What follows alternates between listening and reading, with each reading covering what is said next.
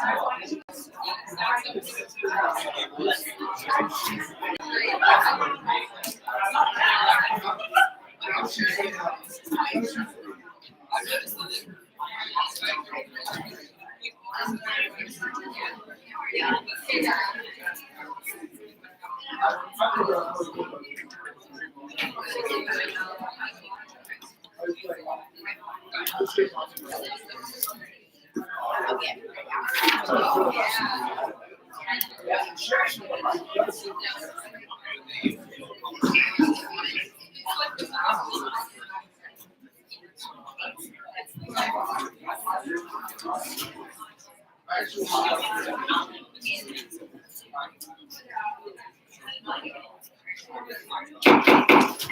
this meeting to order. Hello, everyone. Happy weekend.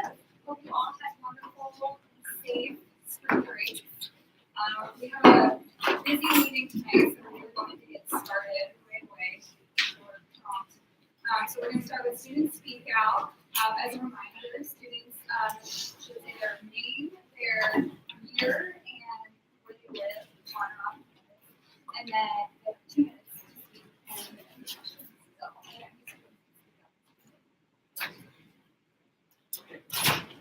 I'm Daniel Williams. I'm a representative of Graduate Student Senate. I'm the Senator Emeritus for Graduate Student Senate. I'm here to express Graduate Student Senate's support for your resolution 103 tonight. It's a constitutional change. We had the opportunity to read over it last night. The body voted unanimously in favor of it. This is a constitutional amendment that's been a long time coming. Over the course of this year, Graduate Student Senate and Student Senate have been collaborative. We've been partners fighting for students across the university for the benefit of all of the students here. In years past, there has sometimes been tension and confusion driven by differences in the language of the constitutions of Graduate Student Senate and Student Senate. The legacy of the Student Senate body means that the wording of the Constitution says all students. That you represent all students. And that is what you want to do. You allow all students to vote in your elections. But the reality is, you mostly represent a much smaller constituency, not much smaller. You're the vast majority of the campus. Graduate Student Senate represents someone who are very different. Very different focus, very different ideals, very different needs. We're all students. We have some shared interests. And so what Graduate Student Senate has been working on is, hey, let's make this separation formal, clear, so that there's no ambiguity, no confusion going forward, no tension, so that we can stand together on issues that matter, and there's no confusion with the Board of Trustees, and they ask, well, who do you represent? And so we're really, really pleased that a multi-year process is finally moving forward into this constitutional amendment. Graduate Student Senate is really, really happy that this is coming forward.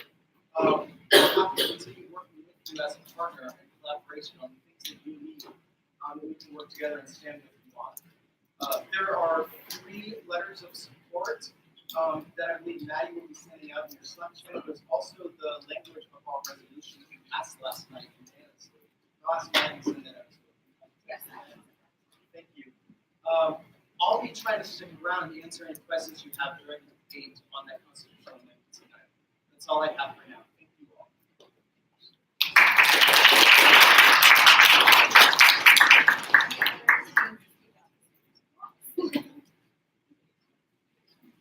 Hi everyone, my name is Melissa Marta. I'm a senior and I live on campus. Hi, I'm Sadie Newman. I am also a senior. I live on campus. We are both journalism and strategic communications majors, and we are speaking in favor of the bill to propose allocation of experiential learning due to SAC, and we are both speaking on behalf of the Public Relations Student Society of America. So I currently hold a position on PRSSA National Committee, which means that there are 9 of us across the country as National Committee members who work to make decisions on behalf of the society and work for the society throughout the year. Because of my opportunities in PRSSA on campus to attend National Conference, which is our largest event of the entire year as a society, we host over 1,000 students from all across the globe. Because of my opportunity to attend National Conference all 4 of my years, I I was able to attain the position of national committee member. So some examples of cities where those conferences are held are Austin, Texas, Boston, and next year's is all the way in San Diego, California. For my first 3 years, freshman, sophomore, junior, SAC funded each individual person from Scripps University was attending some money to fund that trip. As you can imagine, flying, registration, hotel, and meals cost around $1,000 per conference per individual. So very expensive, but because of SAC, I was able to attend those. And then recently in our senior year, SAC did not fund, so it became a burden. Yeah, so going off of that, excitingly enough, we were actually named our student chapter among 260 plus chapters across the actually it's globally now, which is really exciting. Unfortunately, we weren't able to have as many members attend this year because we did not have that kind of funding.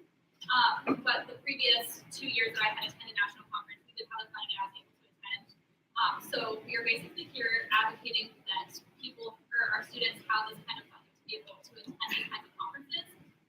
We can both attest to the fact that it's been really outstanding for our chapter, considering an outstanding chapter. So we would like to see that for all students and have anyone.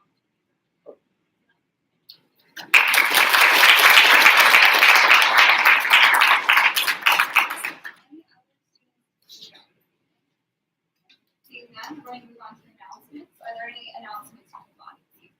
Yes, Senator Spiro.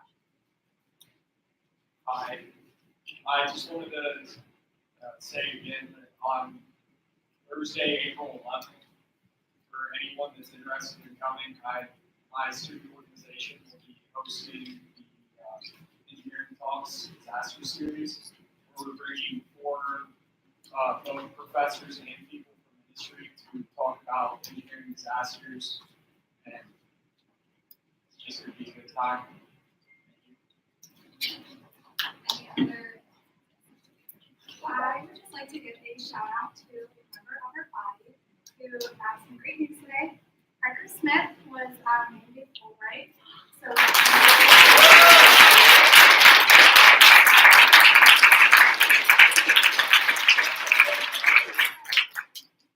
congratulations, people of Fulbright. Any other announcements? Yes, I'm just kidding. Since Lee's not here, we're just going to talk about just a little things about Pride Week.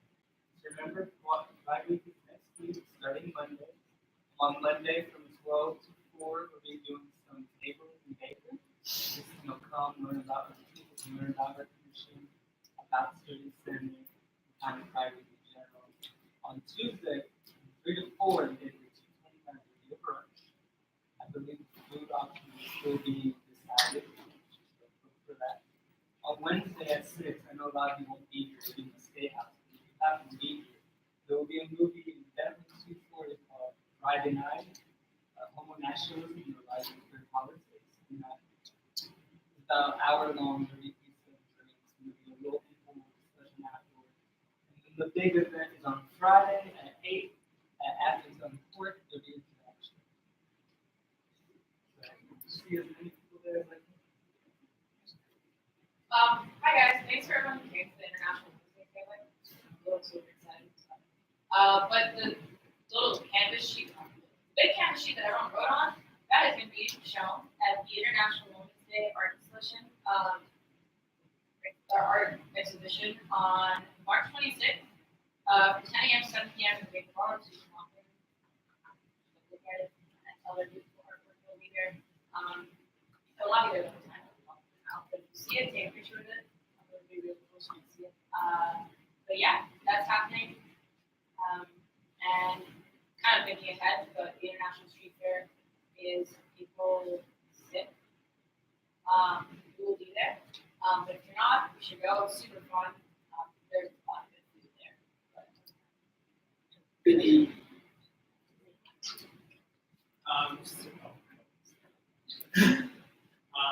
So the Iranian Student Society will be having a group event. It's the first of the year. It actually starts tomorrow. It's a week-long celebration.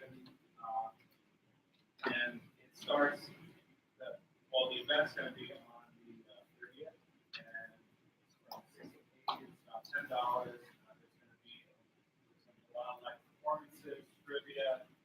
immersion food, if you've never had immersion food, you are not. DJ, and then there's going to be a lot of dancing as well. It's going to be different levels.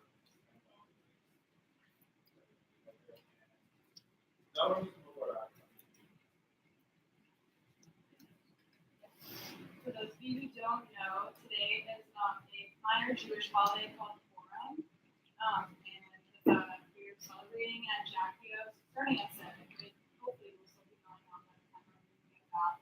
I don't know if Jordan's going. I might be going, but either way, just like it's a holiday that we should know about. How do you spell it? Purin.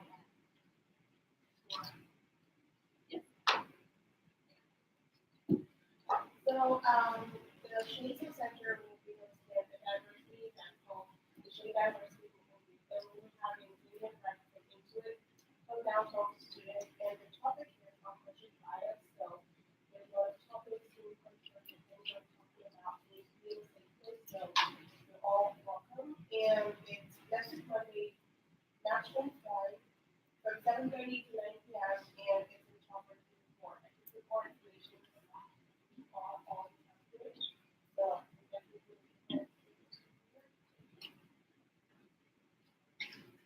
Next week, the Scripps College is putting on a communication week, so all week there's going to be professional photographers here, executive from television, some of the Stranger Things, a bunch of industry professionals are putting demos on all week, so you can check out and are at ohio.edu/.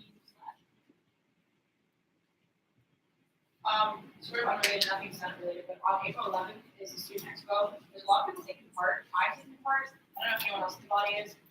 It's super cool, actually. There's a bunch of different things people are researching from, like, frogs to space. It's really cool. So if you're free, it's from, like, 10, I think, no, sorry, 9 to 2:30. People are getting in touch. It'd be awesome to see some of you guys there, support your friends. It's really nerve-wracking, so nice to see something there. But yeah, come learn about systems that are in life. Other people's lives. But yeah, so April 11th. Okay, great. And I'm going to encourage everyone to put the rest of our announcements in the Slack for the sake of time so we can get started with our first presentation. So first up, we have Steve Wood is here, sharing his evening with us. He is the Chief Facilities Officer. So he's just going to give us an update. Thank you, Steve. Should I switch it over?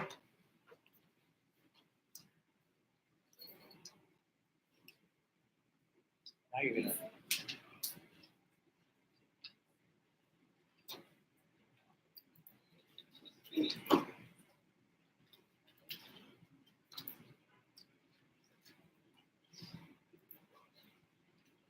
Make sure all the technology works. Thank you for that warm introduction. And hopefully this does not end up in that engineering disaster presentation. So, I am an engineer and I love those videos that are out there. So I'm going to talk to you a little bit. I had some specific questions to address, and then just going to take the opportunity to share some more information about facilities management and safety. So I'm going to talk a little bit just briefly about responsibilities. You can see the lighting update from the results and some of the actions we've taken as a result of the Student Senate-led walk. I'm going to talk about Earth Hour. You all had a resolution that you passed, what we're doing as a university to support that. I have some worrying facility operations metrics, there's only 3, and then some project updates that I'll share as well, what we call our transformational projects. So we have a lot of projects going on campus. I tried to highlight some of them that you may be interested in. I'll take questions throughout, and when Maddie kicks me off, then I'm off the stage. Okay, so pseudo-looking org chart here, but just hitting really the highlights. Underneath facilities management and safety, you obviously have safety. It's got 2 main components, environmental health and safety and lab radiation safety. Depending on what programs you are, what colleges, you may be familiar with one or both of those. Sustainability also falls underneath facilities management and safety. We're doing great things there. We just had the first new sustainability committee meeting this morning. It was fantastic. We have 3 as part of it. There's 3 new hubs. We have selected the hub coordinators. Dr. Dave Bayless from School of Engineering did infrastructure hub last night at the front room. and I believe the next one is the third Tuesday. I'm not sure the date off the top of my head, but also in the front room for the third hub. So an opportunity for everybody to get involved. Emergency management, one of those things we like to practice. Hopefully we never have to put into effect, okay? Not the police department, okay? But things like there's been what they call a derecho here in the past, flatline winds, knock trees down all over the place, power out in the local area for a week. Those kind of things and what facilities management can do to respond and help and other contingencies. So we practice those, we work through tabletop exercise, et cetera. That functionality falls within the portfolio. Design and construction, very visible. So that's your capital construction projects. Can be as basic as what's going to happen here, renovation of this room, some new furniture, et cetera. Can be huge, brand new building, renovation like we did at Sook, renovation of Ellis. Those are some of the recent examples. And then facilities operations. So that's the, I'm going to say the majority of the 463 people that make up facilities management and safety are in facilities operations. That's your grounds maintenance, your custodial services to take care of academic buildings, residential custodial to take care of dorms, and all the technicians to take care of maintaining the building systems on campus. All right, I just threw in one picture. We just started Employee of the Month program. In this particular case, the gentleman in the center, Dan Sheets, is the manager. His entire team of custodians nominated him for Employee of the Month. I thought that was pretty special. So, looking at mission and vision, I'll let you read that. I think if I was going to, it's all important, but things I like to highlight, customer service is what I really stress with the team, and the aspect of teamwork. It doesn't do us any good, especially if you're the customer and when you say, oh, I'm not responsible for that, that's so across the way. It's teamwork. We want you to be, our service to be seamless to you all as customers. Okay, so lighting update, and I was noticing just before everybody started arriving that when I blew up the picture to make it a little easier to see, the numbers got a little out of whack. So, but on the right-hand side of the slide is some of the things that we are going to talk about, and the numbers are corresponding roughly on the map to where we're at. So we have in progress back south lighting. So where we've taken down some of the back south dorms, it's left the catwalks dark. And so we are in the progress of putting those in. That'll be this summer, okay? Memorial Auditorium, ADA access light, ramp light.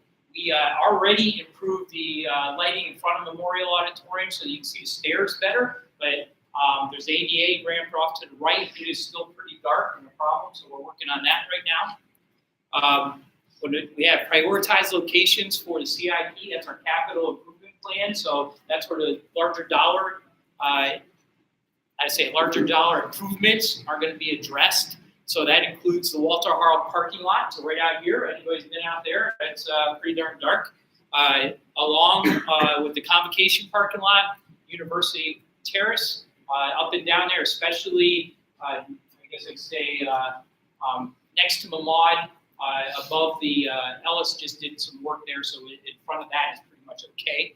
But we're going to look at improving the lighting above that. And then Bobcat Lane is shown there from Baker to the Richland Island. So anything from the Richland Bridge toward Baker Center, the most recent walk, we really identify that and make some improvements there. Okay, and that includes that Oxbow Trail piece too. We've also done, when we did the last walk, we identified, what I'm going to say more on the operational side, so not the capital side, but there's some lights out on Zig. There are the building. Back up a second. There are lights on Siegfried that look down on the parking lot that are not operational. Okay, we got investigating. We found out that whoever put those in, we actually aren't sure, even with some of the continuity we have, they didn't do it to code, and so it's taking a little bit longer for us to do that, to resolve that, but we're working that actively. And the other lights that we might have seen on the walk have been taken care of. So we're taking notes, et cetera. And when we get to the end, and I say, how can you help? One of the things I say is just put in a work order. Call us or get online and put in a work order. We have a lot of eyes and ears out there, but we aren't. You would multiply that and help us make sure we're taking care of this. Okay. Only other thing I'd mention, depending on how long you've been here, we did the first student walk and we put lights out down the backside of Bryan Hill and in front of King as well as a result of some of the feedback we got from the first one. So we do take this seriously and we're making improvements and just lining up the dollars to make that happen. Any questions? Okay. I was also asked to talk about the Richland pedestrian crossing project. This is actually a city project that Ohio University is partnering on. It was supposed to be awarded as a contract for construction this summer, completed in September. Ultimately, it's not awarded. We're looking at delaying it a year. The primary reason is that it just was not, the bids that were coming in from the contractors were not within our budget. And that was, they were sending a signal to the city and us saying, basically, you have too tight of a schedule, and as a result, it's going to cost you a lot more if you want to think about premium time, overtime, working weekends and nights in order to meet your schedule. So the city came back and said, hey, we partner you would do something a little bit different. We agreed to do that. And so now you're looking at with the year delay, a construction start of March 2020, to have the pedestrian pathway, so across Richland, complete before the fall move-in. And then the final completion date would be September 15, 2020. Okay, the project is estimated around $3.3 million, and OU is contributing to that, especially from the safety aspect that enables. So I think our ratios were about 25% is what we're contributing to the project. Okay. Any questions about the, yes? So will Richland be, like, will cars be able to be driving on Richland starting in March of next year? No, they would not. It would be, once they go into construction, it might not be right on March 1st, but as part of the project, Richland will be closed down. I don't have the exact milestones, and that would be, there will be alternate traffic going around West Green, and we're considering also underneath Oxbow going forward. Yes?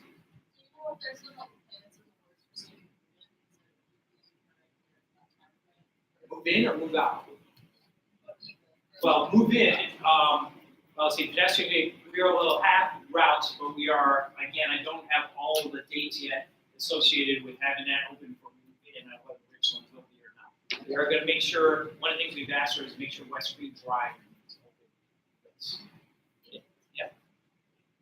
Is there a plan for graduation? All about more? Yes. Okay. I don't have all the details for it, but we know that commencement is very important, and we will not leave it that we do not have a way to get that population. And that goes with student move out as well. I mean, they're tied very closely together. Yes. It's also going to affect a lot of businesses that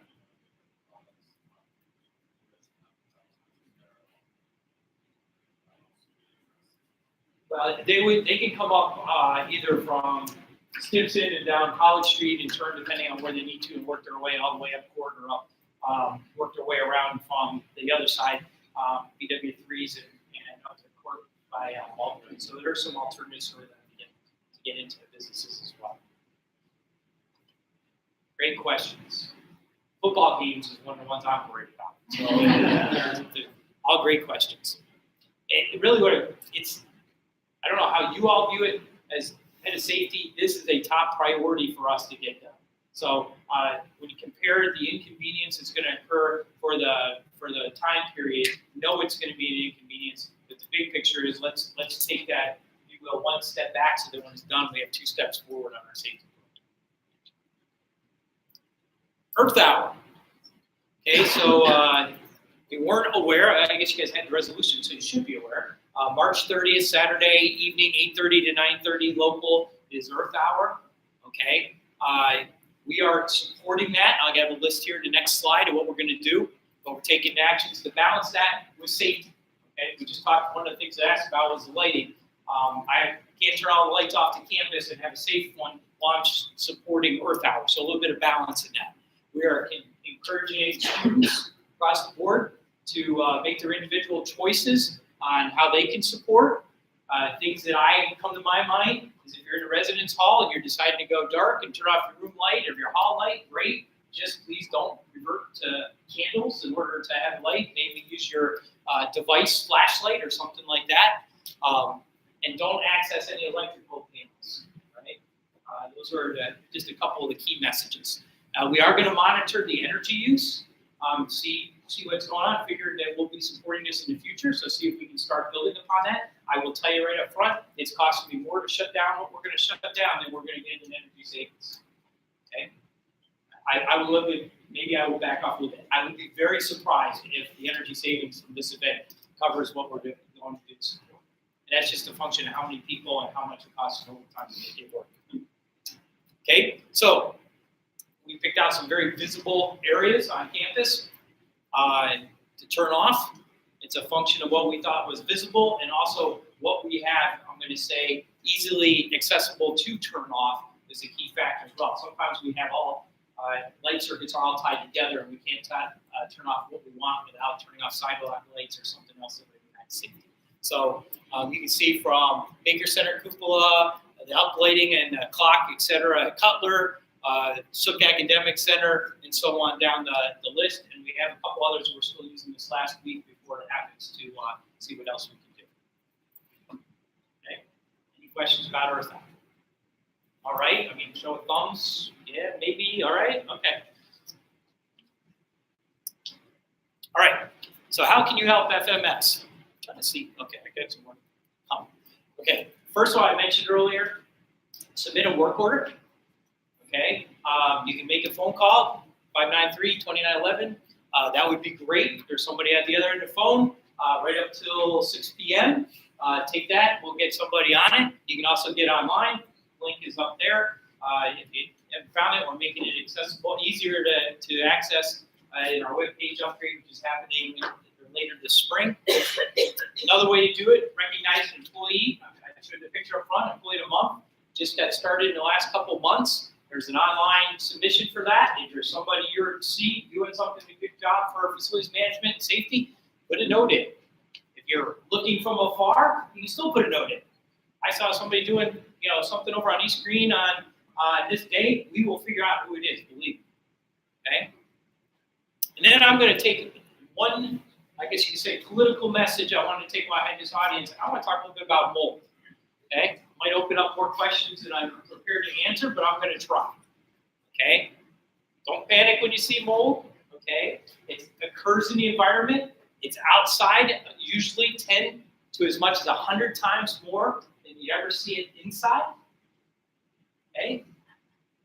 So indoors and out. We do not have any black mold. The one that the media, the press, and that kind of thing builds up. There is not a safe or unsafe level for mold. I can't tell you. I get phone calls sometimes from parents saying, I want you to check and see if the mold is safe in X. Or I get a call from a professor that says, I want you to come over here and see if it's safe for me to be in this office. There is no level of safety for mold. Okay, Center for Disease Control, EPA, there's nothing. It's treated as an allergen.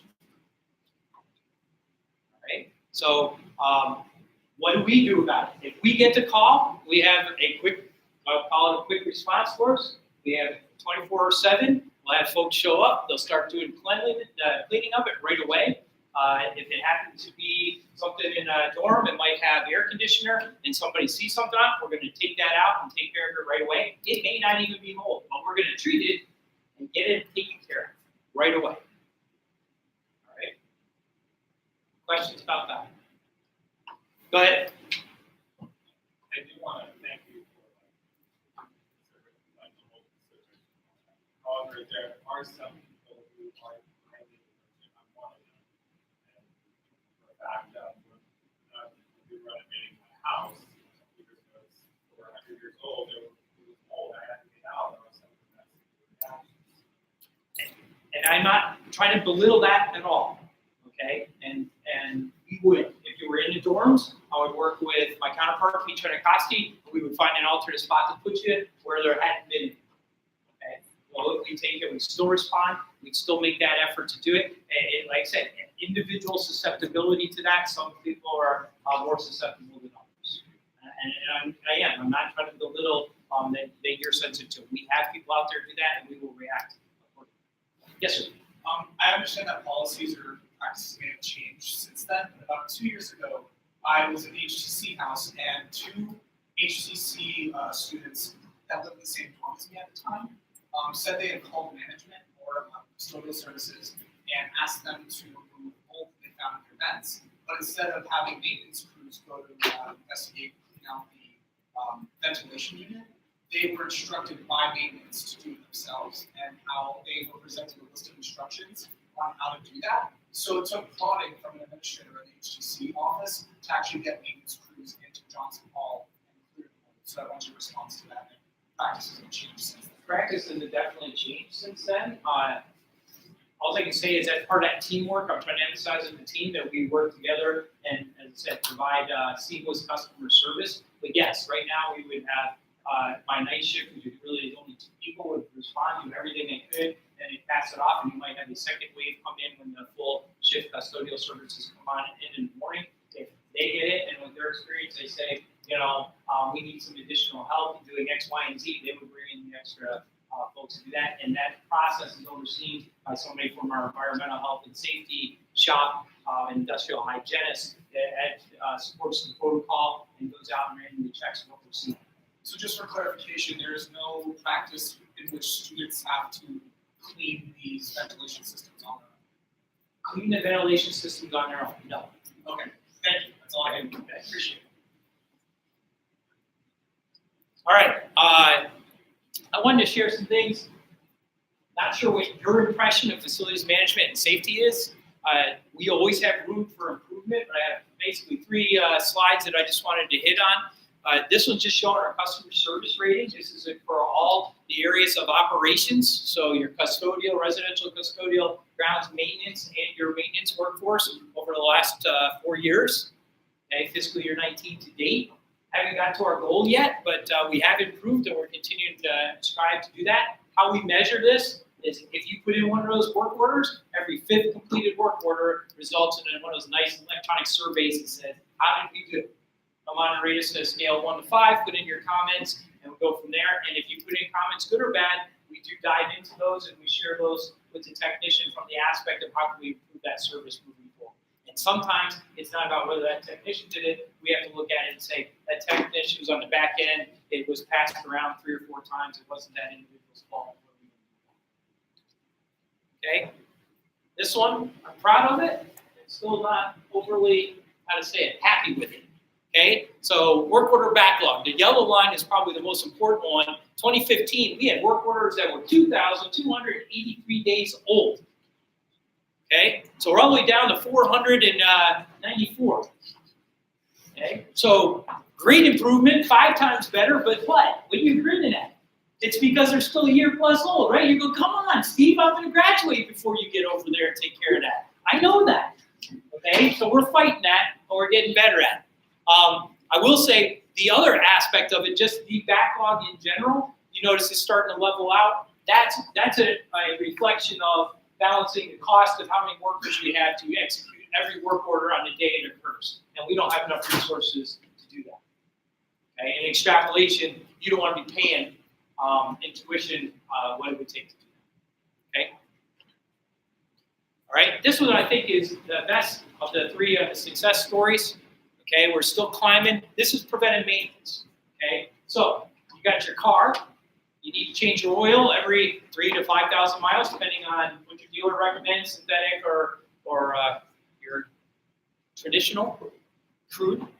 Okay, well, this is what we need to be doing as well. We need to be changing that oil every 3,000 miles. Of course, it's different for pumps and air handlers and everything else associated with that. But we weren't doing that. We were doing it, you can see, pretty badly in 16 and 17. We really need to get to the point where we're showing a fiscal year 19 where we flop how much preventive maintenance we're doing so that it's 65% of our time and only 32% of our time is associated with corrective maintenance or something that's broken.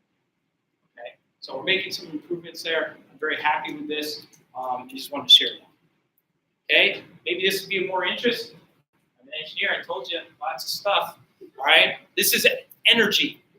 Okay, so looking back to fiscal year 12, got it color coded for everybody. Black is coal. Okay, it's gone. No more coal.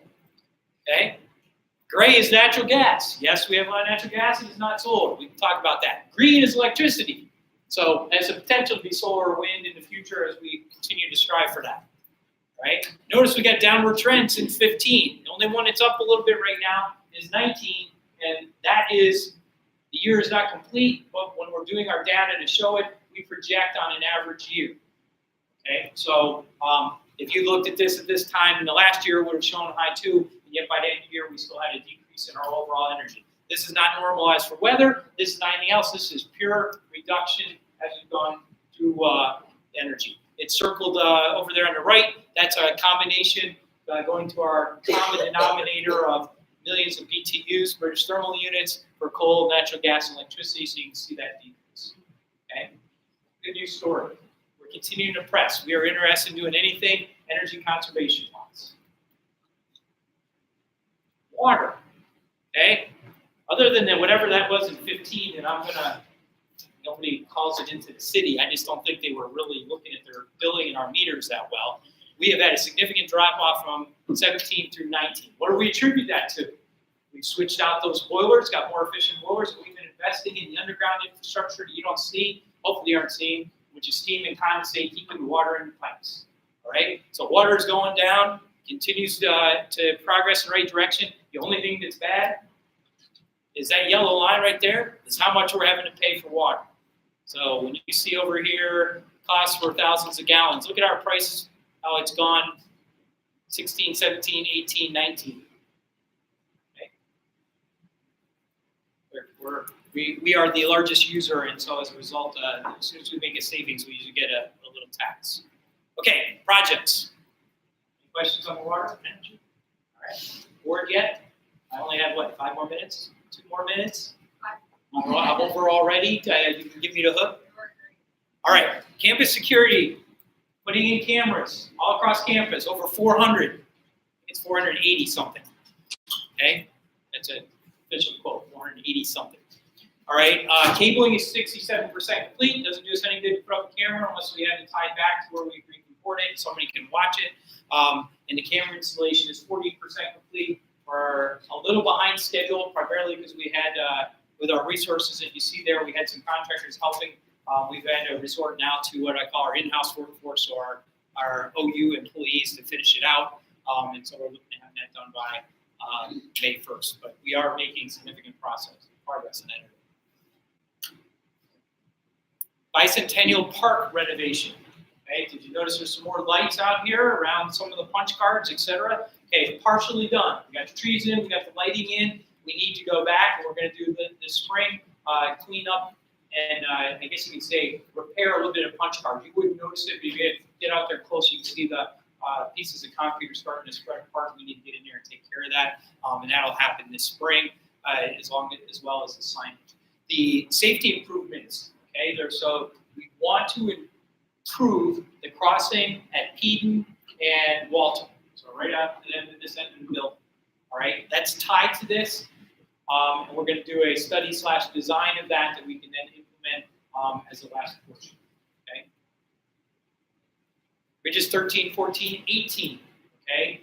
This is really an administrative move related to academic programmatic support. So all of the administrative functions like OIT, my design staff, engineer staff, finance, procurement that's over in Woodstock are moving out.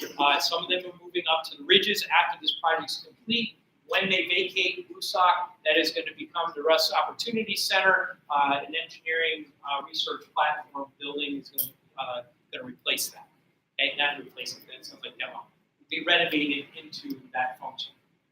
Okay, so that project is underway now, and up there at the Ridges, great thing for those that are fans of the Ridges, because it's putting dollars in, we're using those facilities, and starts, I think once we get a population up there, we are hopeful that we can get some private partners up there to help take care, fit into the rest of the facilities, whether that be retail or some other use.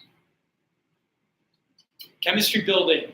Everybody been by the suite, you see that parking's blocked off, and that big hole or out there, that's doing pretty well. $42.6 million project. You can see it's supposed to be complete about 14 months from now. Okay, HCOM academic facility. That's going over by my office right across the street from Woodstock at West Union. architect's rendering in the upper right. You can see the dates associated with this. We're wrapping up design now, and then we'll go into construction later this year. Okay, May 2019, $65 million project. This is going out. What we're doing over there, this is to provide, we have two things we're dealing with. We need more capacity for chill water, and we need it in a certain area, not because of new buildings, because we have flow problems on each side of campus already. We studied all those aspects that led to the location of this facility.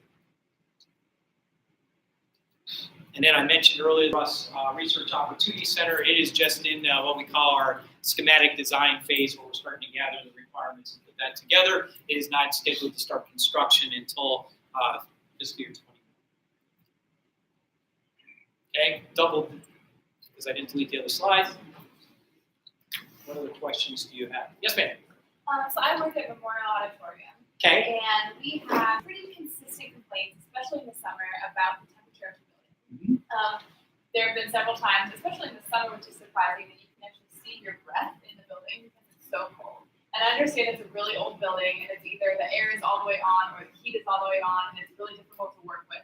But I'm just kind of wondering if there's any vision for the future as to how to address those problems. Because I think about every shift I've worked, there's been someone complaining about the temperature. I had season tickets over there, and I have two people that complain. One sits to the right of me and one to the left of me. It's my mother-in-law and my wife. So, yes, in fact, I just walked through the building in the last 6 weeks. We have to fit it into our capital plan to redo the HVAC system in there. And just as importantly, you all maybe not as technical, but the HVAC controls and how those systems work together. I don't have it prioritized yet for where it fits in, but we are aware of the issue. It has, underneath all that beautiful theater, it does have some modern, well, relatively modern, it needs to be replaced and upgraded, but systems down there we can do it from an air conditioning perspective. So I can say, I do know it's an issue, and we are looking to see where we can prioritize it and fix it in light of everything else that's going on. Great question. Yes, ma'am. Okay, so I have two quick questions. My name is Courtney Archibald. I'm the senator for the College of Fine Arts. Okay. And I'm sure that you are aware that Kentner Hall specifically, as well as Siegfried, has some major issues. I'm mostly concerned about student safety because I've had several students come to me with ruptured eardrums, or getting splinters because the practice rooms aren't adequate for them to practice in. And also, not just physical safety, but since there's no key card access, students are easily able to break into the building to practice. So I just want to know what your opinion is personally, or with the faculty and management as a whole, whether or not we should invest in putting more, because the location of those buildings are very convenient and nice because they're close to their central to College Green and whatnot. So would you prefer to have completely new buildings, or to invest in the buildings that are already there? I'll sidestep your direct but very great question and say this. We are aware of the problems in Canada. It does have deferred maintenance issues associated with the building systems, which could be windows, doors, HVAC systems, etc. And my counterpart, who may have probably has been here before, Shauna Poland, as the AVP for planning, is also aware. She's looking at from the programmatic needs of whether Canada meets the fine arts needs and how we can best either address that through Canada or address that in some other space. It is a decision that is ongoing as we do our capital improvement plan, and we will be having discussions in general at the board of trustees tomorrow on a large scale, not just Canada, but on a large scale on how these projects work together and what priorities are. And then another quick follow-up question, this is kind of a personal thing too, because I've had an issue with this, but I was just wondering if you had, so you had shown the slide with the work orders and how the backlog is a lot lower. However, I know from students who have come to me from Kentner and Siegfried, and personally this has happened to me in my dorm room where work orders will be closed and the issue isn't fixed. Like for example, in my dorm room, like when they turned the heat on in Shively Hall, it caused a leak that got into my fire alarm, and it set off the fire alarm 4 times one night. So, and the problem wasn't fixed. They said it was fixed, and then over Thanksgiving break, I guess it happened again, and after Thanksgiving break, it happened again, and then it was just a lot of issues of trying to, they said it was fixed, it wasn't fixed, yada, yada, yada. But I was just wondering if you had any opinion on if that's why the numbers are lowering, because there are cases where work orders are closed and the tops are. Should not be. Okay? In fact, I could have, when you think about it, I could have erased that 2,200 some days old by having a batch close to say, hey, we're gonna start over tomorrow. And I wouldn't let the team do that. I wanted to make sure they went back to their customers. Okay? I fight the closing the work orders without any work all the time. Okay? And we're trying to improve on that. And what I'll do is I'll leave some cards up here, and I encourage you, so I tell everybody, if you put in a work order and it comes back with no comments and close, you don't think your problem's been resolved, send me a work order number and that fact, and I will then start working it from there. It's how I engender accountability to the process. Okay? So I'm going to be if you will, the fair judge or on your behalf. I am not going to sit there and say, the heck with you, Courtney. I'm going to sit there and go back to my team and say, I got a work order that customer says was closed and no work was done, they never saw. What do we do? Okay? Now, I will say, just to tap dance a little bit, my team does the very best they can. And sometimes we have systems that we think are fixed and it doesn't resolve itself, or it isn't resolved appropriately. One more question. Okay. One's a kind of Bentley AC, please. I'm asking you with all my heart, someone fix it. Because the bottom floor can either be a furnace or it can be the tundra. Specifically Bentley 015. You make your way up to the second floor, Bentley 210, and anything along that strip, the windows do not work. So it's either a tundra or a furnace. And the third floor is just a mess. So like, I'm saving up to fix that myself. That was like joking up, but like, That's all right. I think that's because I know that I couldn't work orders, and I know that my professors have. It's a mess. My second is kind of like more on a serious note. So, 3.5 to go 2 years from when we passed permanent funding for Acute Camp on which is menstrual products for females in the Baker bathrooms and all. They're never filled. And I have had so many experiences where I needed them to be filled, and they are not. And it's annoying because I rely on them, which I should, like I do. And I know so many other female identifying students do too, but they are never filled. And I understand that it could be that we don't have enough funding coming from our end to keep consistent supply. So maybe that's us working with you guys and just hopefully maybe like financially finding a way to maintain consistent funding. But like, it's kind of like my right to have access to that, and I never do. So I don't know if it's a case of like miscommunication in terms of like refilling, but it's kind of getting annoying that like every single bathroom is never filled. My understanding is those are supposed to be getting filled on a weekly basis. I have heard that there's a supply problem, so I will ask some questions of my staff. Because I do everything else I understand you guys buy, we stop. That's my understanding. So, thank you for the time and opportunity. Like I said, I'll leave some cards up here, and if you have other questions that you get a chance to ask, send me a note, and we'll work to get a response to you soon.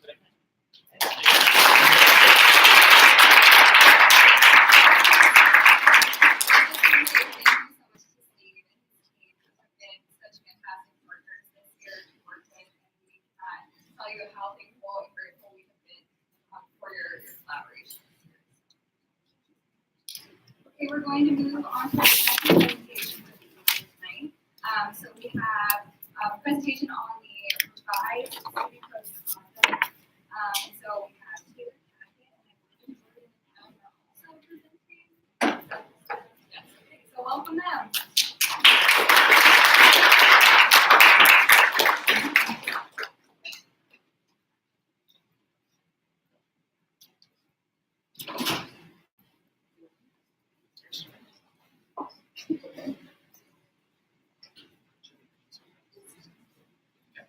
Hello everyone, my name is Taylor Tackett. I serve as the Assistant Dean of Students and Director of Community Standards and Student Responsibility here at Ohio University.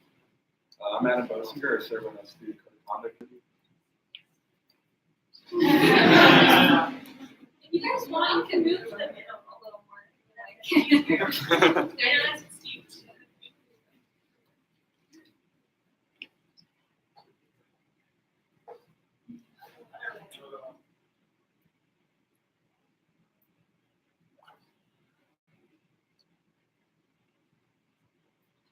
I'll quickly explain the process that we went through and some of the steps we have left. We first began meeting at the beginning of October. Since then, we have met about 10 times, so this is a very active committee. It started by us looking at the current code and just giving basic feedback on some of the wording. After that, we expanded the scope to change some of the bigger aspects, which Tim and Taylor will explain. Over the next month, our committee will be visiting with Graduate Student Senate and Faculty Senate. The code will then be posted for public comment before getting submitted to the Board of Trustees for their approval. In August, this new code will go into effect.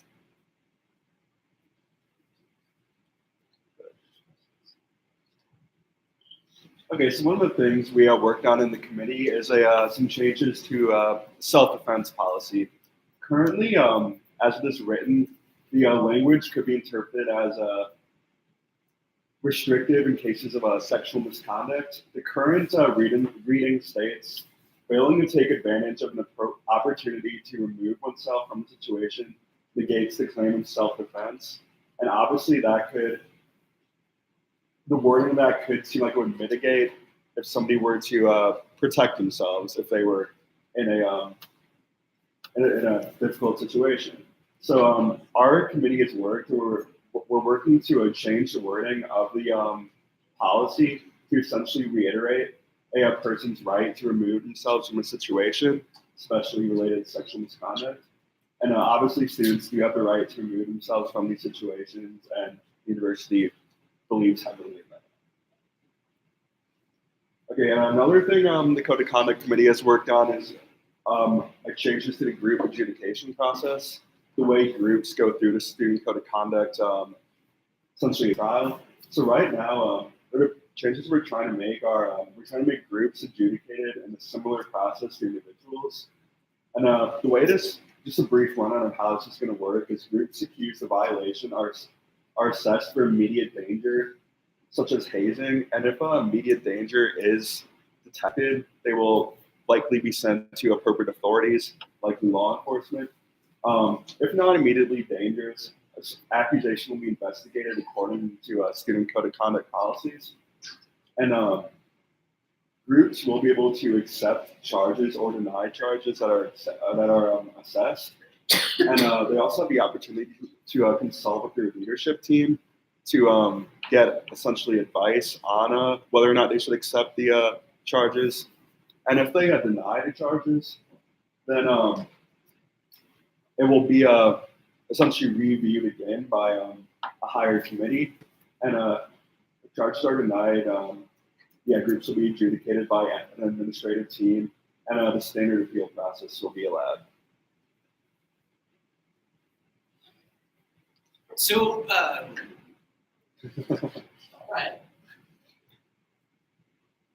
All right, so probably our most significant change to the Code of Conduct this year was the sexual misconduct process. And so if any of you are following this, probably fairly familiar with a lot of legislative changes that are happening across the United States, but specifically here in the Sixth Circuit, which we're a part of. So most recently, Doe v. Baum was the case that was finalized back in September, kind of codified a lot of the due process law related to sexual misconduct that we as universities are required to follow. My next statement here will make more sense in a moment, but this is codified as law, so it wasn't a decision that the university had the option to opt into or opt out of. It is a requirement. We were given some amount of space and time to adapt our policy to make sure that we could be compliant with that law. And so between September and February of this year, folks in my department, Community Standards, and folks over in Equity and Civil Rights Compliance have been working really hard to find a process that meets the law that we are required to follow and does our best to support students who are going through this process. In February of this year, we adopted that and we posted that and changed all the postings online.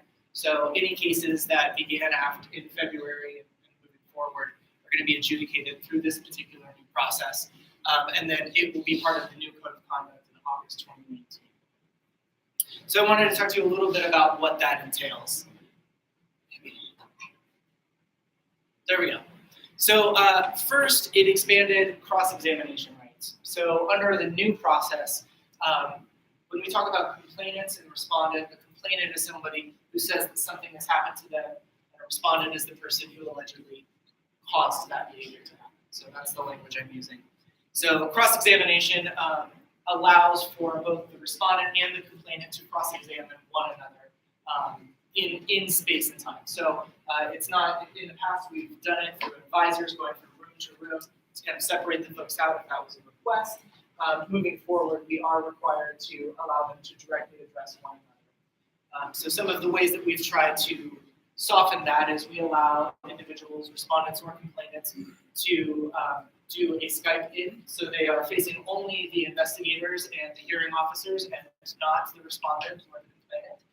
We also set up screens to divide the individuals so they don't necessarily have to make contact with one another if that's something they request. In the past, it's been pretty typical for a lot of universities to provide exponential resources for complainants in situations.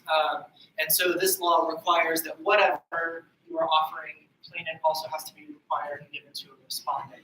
So the big change for us is making sure that we have articulated, we have something here called the Survivor Advocacy Program. And so we just have to make sure that we're offering similar service to respondents.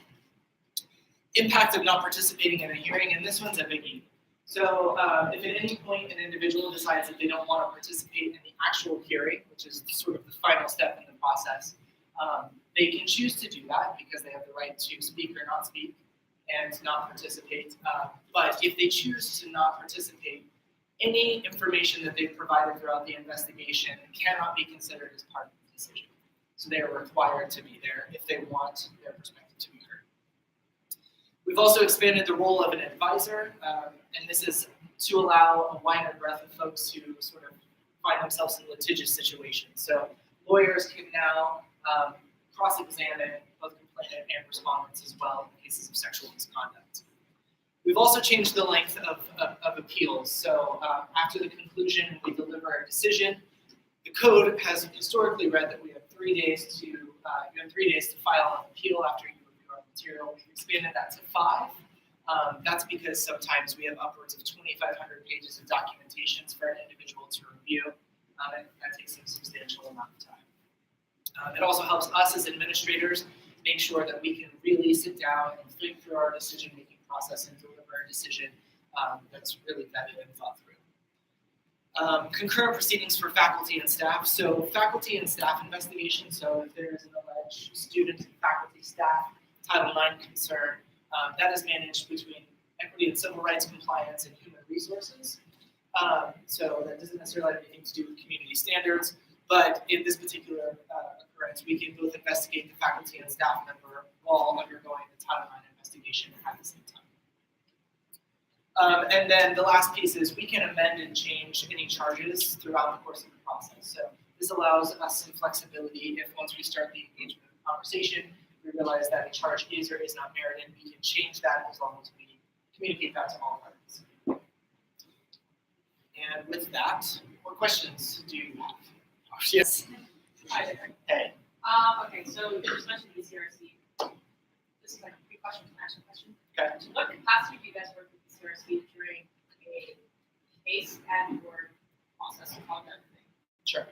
So right now, because we're still in March, we still have some cases that are sort of going and being managed under the rule process. We also have cases going under the new process. Historically, what we've done is between ECRC and community standards, we divide up the work and we used to do investigations collaboratively. So typically it might be some person from community standards and another person from equity and civil rights compliance who do the investigation, and then 2 different people serve as the hearing officers. After the investigation is concluded, they give all that material to the hearing officers, usually a couple days before the hearing so that they can begin to pull through that, and that's how they formulate their questions for the investigation. Under the new process, all investigations will be done by equity and civil rights compliance, and all adjudications will be done by community standards and student responsibilities. That just makes the process clear. two-part-ish question.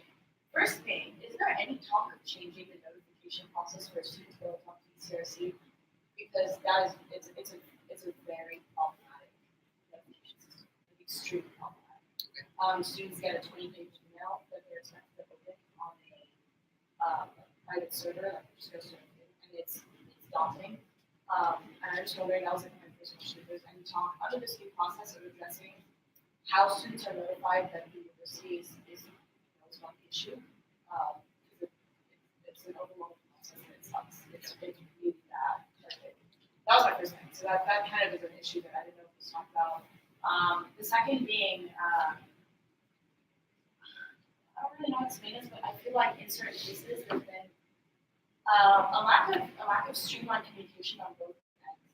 And so a person that went through a case who there was information that was coming out of community standards which was not being relayed to ECRC, so there was a huge disconnect, and it caused a huge issue, like a really big issue. And so I don't really know if under this new process now there's going to be a better streamlining of information, but there was one thing going on with community standards that wasn't being relayed to the person's case in ECRC, which it created a huge issue. So I don't really know, like, is there going to be improvements in terms of sharing of information and or the communication of information to each side, because those are my two biggest concerns I have. So I can't say answer the first part of that. I can't speak to what ECRC does with their communication plan. That's up to them, and ultimately the Title IX coordinator to decide. So I can't speak to that one, unfortunately. However, I can say for the second part of your question, I do think this will make it cleaner because now it will be the same people working on the same cases consistently in that department. And then all of that is given to us over in community standards to adjudicate the process. So I think it will be clean because there won't be confusion between who's the hearing officer, who's the investigator, which has been some confusion in the past. Under the new student code of conduct, how will the university approach OU recognized organizations on campus and individuals in those organizations when it involves the harm or death of a student? And this question is specifically in relation to the signal values. First, I can't speak to open investigations, so I can't give you specific examples under those circumstances. But what I will say is we've taken some time to tease it out. So if any sort of group or organization, that could be athletics, that could be Marching 110, that could be organizations on campus, sorority and fraternity life. At any point, if they're under investigation, we will adjudicate the group first.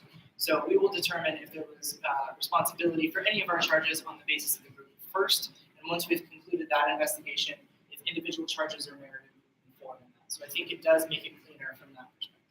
And then just to follow up quickly, what is the university's policy if an organization and individuals are found guilty? Can you elaborate more? I want to leave that as a vague question. So this way, I don't know. What I'm trying to ask is like, what would the university do if an organization is found guilty of being directly involved in harm or deaths? Yeah, I think that takes a lot of circumstances into question, right? I mean, we have the capacity to do reprimand, which is sort of a, that was bad, don't do that again, all the way up to an expulsion of an organization in perpetuity where they can't rejoin the campus community. In addition to individual members that are responsible. So then that would be a completely separate thing, and that would also include suspension and expulsion at the top. All right, thank you so much. I appreciate it. You said that under that new case, you have to offer like the same services to respondents and complainants. What is the respondent equivalent for survivor advocacy?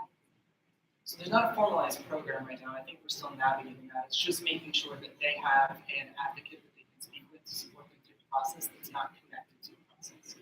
So it could be having faculty that serve as advisors or staff folks that serve as advisors. It's just a way for them to discuss what's going on in the case.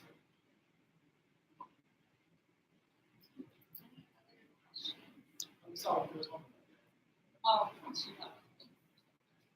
And I encourage you to read over those changes as well. I know that Jordan can send you a Slack, and feel free to reach out and have more feedback.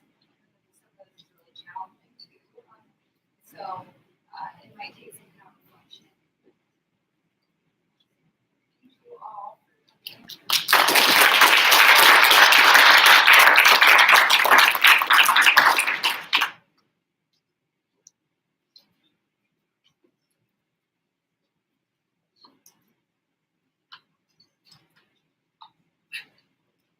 Okay, so we're going to move on to our third presentation for the evening. We are very excited to have Anthony, the graduate assistant for Better Bystanders, an organization that's very close to all of our hearts here tonight. So let's give him a warm welcome.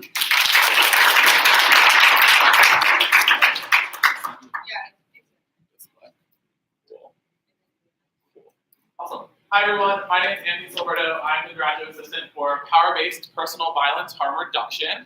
Very long title, in the Health Promotion Office, which is located under the Campus Involvement Center. So I'm here to talk to you an overview to Better Bystanders and A Mile Together.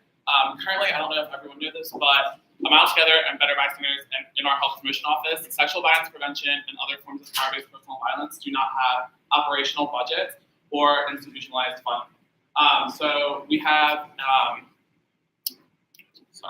Take Back the Night that happens in the spring, but A Mile Together is supposed to be the event that happens in the fall, but it's an issue that we never really have funding for, so we're getting pushed with smaller scale events, which we want to impact larger students. So a little overview of what Better Bystanders are. It's one of our 2 peer health education organizations in health promotion. And the mission is to provide innovative and engaging programming based upon power-based personal violence harm reduction, consent education, and bystander intervention strategies.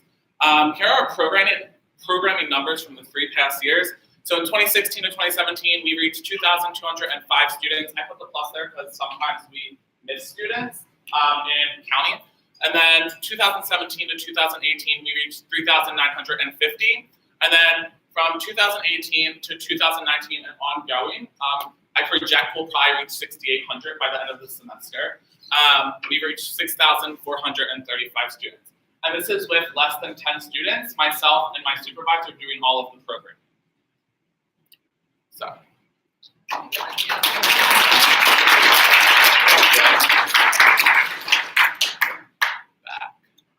Cool. So to give you a little background, A Mile Together was created out of Walk a Mile in Her Shoes, which was founded in 2001 by a small group of men who put on high heels and walked around a park.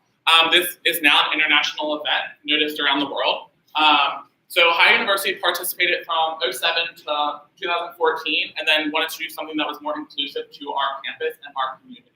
So in 2014, 2015, they created A Mile Together, which this slide shows you how it has gone in the past few years. So it started as one main event to be more gender and ability inclusive and has moved to 1 week of events when I first started here to now a month of events. And this year we're looking more progressively of making it a calendar year for students.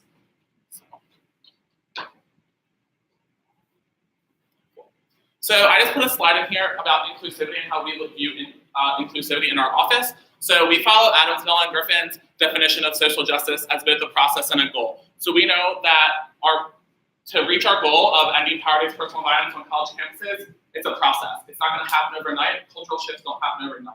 But together we can make a difference. We're always talking about the Bobcat family 24/7, but are we living up to what we're saying? So that's what we follow. And then we take a community-based approach to power-based personal violence prevention because it's not just on an individual, it's on our community. So what we do is we meet with key stakeholders to provide inclusive language in our programming, accessible services, and marketing options. So before I came yesterday, I asked Todd if anyone needed accessibility services, anything of that nature. We follow PowerPoints that are pretty clear for vision things. We use different texts that are accessible to anyone with visual impairments, things like that. So we're very inclusive with what we're doing and work with accessibility services a lot. So to give you a little overview, these are the events that happened in the past 2 years for A Mile Together. So you can see in 2017, it was a week-long event. So we had our main event, which was on the 3rd floor of Baker. We did a free screening of a documentary called Yeah, Maybe No. We had a Better Bystanders workshop, and then we had an empathy and self-care workshop. This past fall, we did a month of events where we partnered with the What Were You Wearing exhibit. We did a Survivor Speak Out, which was really impactful. It had about 50 or so students there with Donkey Coffee. We're pairing with athletics. We're still hosting workshops. We're pairing with Housing and Residence Life for Marty and Stewie. we're hosting our main event, and then we're also following up with some self-care because it's a lot to process, especially this past fall with everything that happened with sexual violence on campus. Any questions so far? Keep you up on time. Okay, so you can all just take a look at this. So I created this graph for you all to see what events we've done since 2015 till 2018, and the amount of students we're reaching just through Mile Together events. So in 2015, there was one event, that was just the main event that reached 300 to 400 students. In 2016, there was a few additional events added, which reached about 515. In 2017, we added more events to get the number of 656, and then this past year we over tripled that number by hitting 2,411 students, faculty, and staff on campus just in a month. Cool.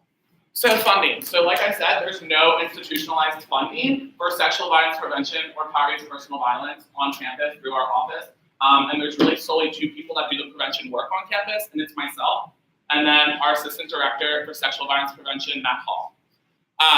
So the funding that we had averaged in 2017 to 2018 was about $2.97 per student, which covers my boss's salary and my stipend.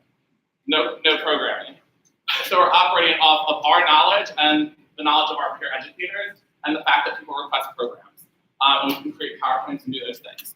So we have no operational budget for the assistant director. So the assistant director for sexual violence prevention, that's a position that came back 3 years ago, along with our assistant director for recovery services.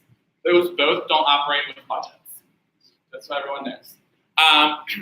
So what I'm proposing to you all is helping create funding for sexual violence prevention and power-based personal violence. Because power-based personal violence is a broad term that covers domestic violence, dating violence, hazing, hate crimes, sexual assault, and sexual harassment. So to do that, we need help from our campus partners. And we do so much, but we need to institutionalize this to say that we are taking a stance against sexual violence, particularly at Ohio University. I love SAC and everything that they do, but sometimes funding is difficult when there's so many organizations asking for money. So I've been working with Clancy and Hannah to talk about funding, and we talked about the possibility of using the Sex Week funding, because Sex Week doesn't happen anymore at Ohio University, and putting that into power-based personal violence prevention funding. So that's just an overview of what I had for you all, just to open a conversation and open a door to a partnership. I would like to know that we are voting on a resolution that will do just that tonight. So you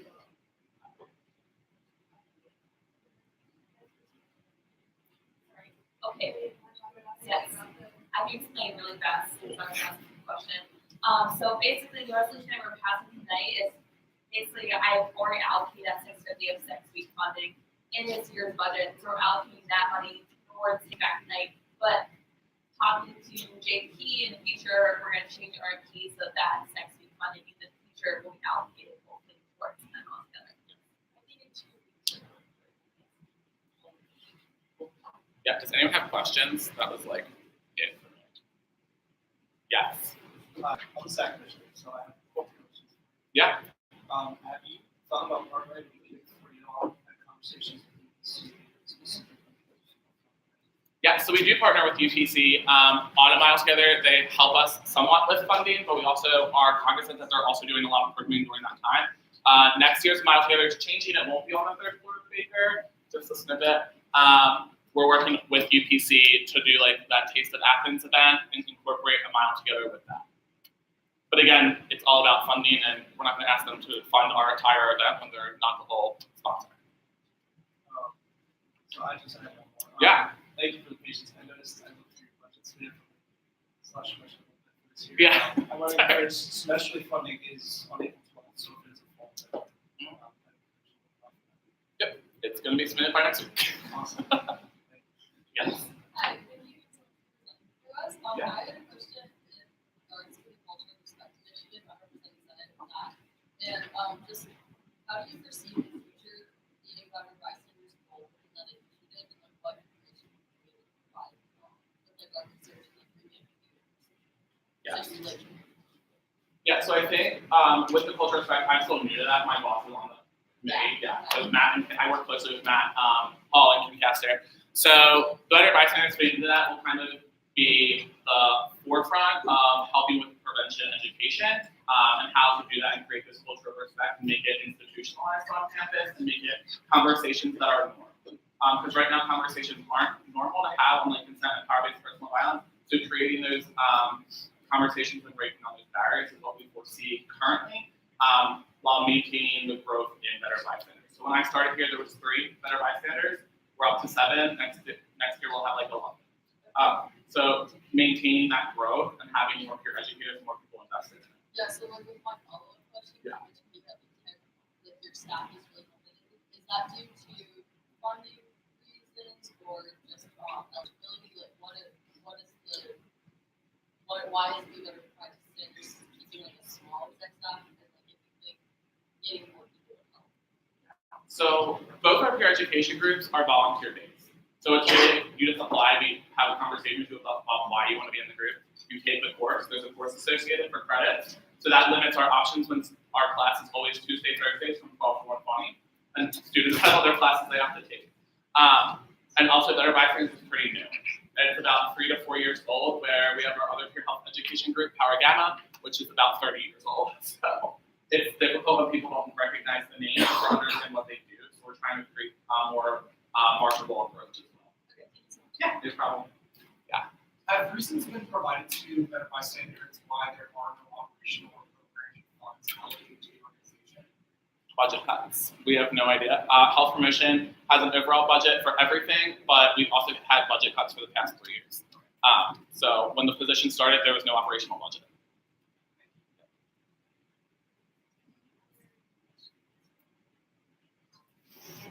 Just so you know, everyone knows where y'all are from, Yeah. so like greater consequence.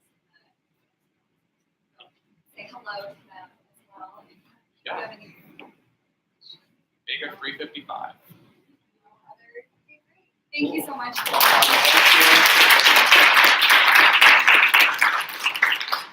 you.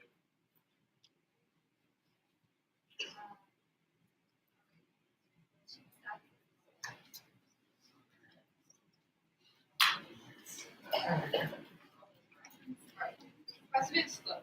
Present. Vice President Burke. Present. Treasurer Ramos. Present. Commissioner Weeks. Present. Senator Newhart. Senator Shaver. Present. Senator Swift. Present. Senator Owen Bethany. Present. Senator Archibald. Present. Senator Moore. Senator Kraus. Senator Vaughn. Senator Gibson. Present. Senator Elliott. Senator Martin. Commissioner Shira. Senator Washington. Commissioner Hu. Senator Ramos. Awesome. Senator Klein. Senator Pollard. Commissioner Ness. Senator Sweeney. Senator Newman. Commissioner Zimmerman. Senator Rader. Here. Senator DeVoe. Commissioner Smith. Senator Chaplin. Senator Schmidt. Senator Levant. Senator Perozza. Senator Spiro. Present. Commissioner Graffis. Senator Harmon. Senator Connor Sweeney. Senator Fink. Commissioner Holtfield. Senator Bateman. Senator Shawway. Senator Magno. Senator Roscoe. Senator Buer. Senator Boothby. Senator Gold. Commissioner Thomas. Senator Peterson. Senator Kramer.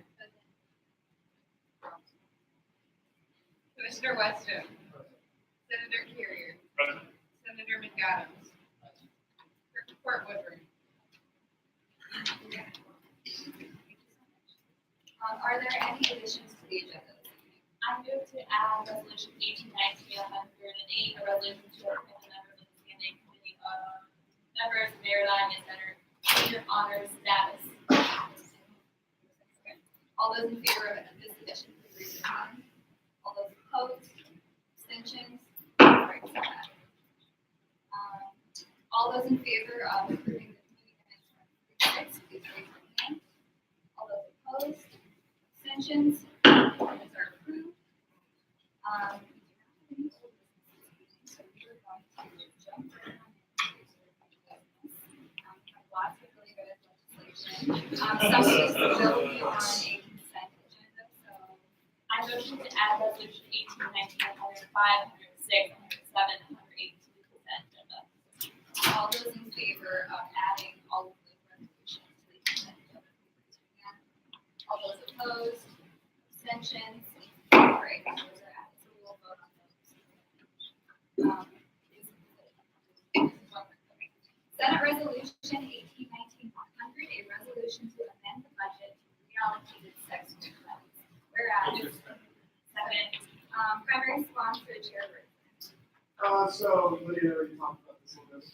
Just to keep the streets week, Senate no longer funding sex week, but typically is best week. I like it funds to take back tonight. Support the events initiatives. I yield the meeting. Yes, you're all currently have this. Next week still happens. I'll clarify that it still happens. We just don't fund that anymore. So we are looking to reallocate money towards Take Back the Night because Dr. Murray would love some more funding towards this amazing event that we all love and support. So yes, deserve the balance of my time. Sorry. Feel Nancy if she wants to speak. Perfect. Is there any discussion? All those in favor of Senate Resolution 1819-100, please raise your hand. All those opposed, abstentions, the motion passes.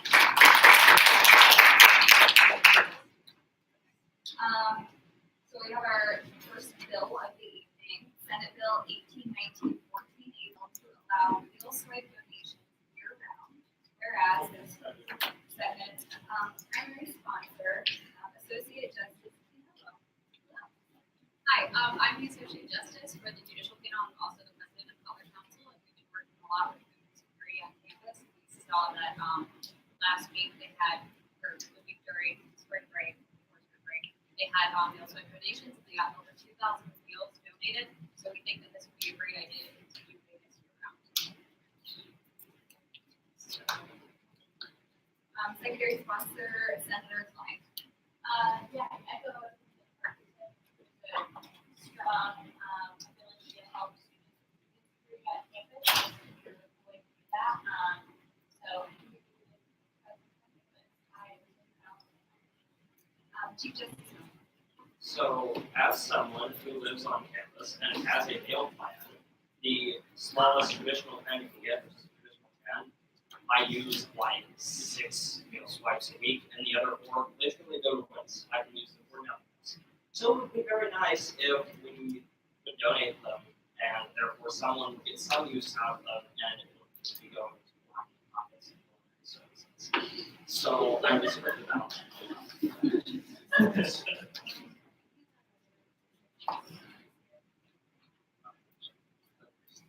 Okay, any discussion on this bill? Okay. So the President's Life Commission actually meets with everyone. And we have brought this up to them multiple times. And it's just not on the table for them to do this. In response, they launched the bill program. And from that, they said that the 2,000 meals is everything that they're hoping for, because that's more than enough for the rest of the semester. Because of their budget and how it works, they're not going to profit off of this, right? Meals not being used. And so I just don't think it makes sense to do this because they're already facing budget cuts. And we met with them yesterday, and they're actually closing track meetings on Sundays next year. So they're already hurting in this 12% further. So there's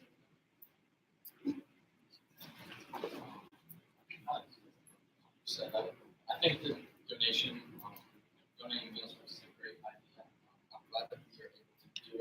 sounds like 2% of it provides enough, but I'm not sure what enough is for a food pantry.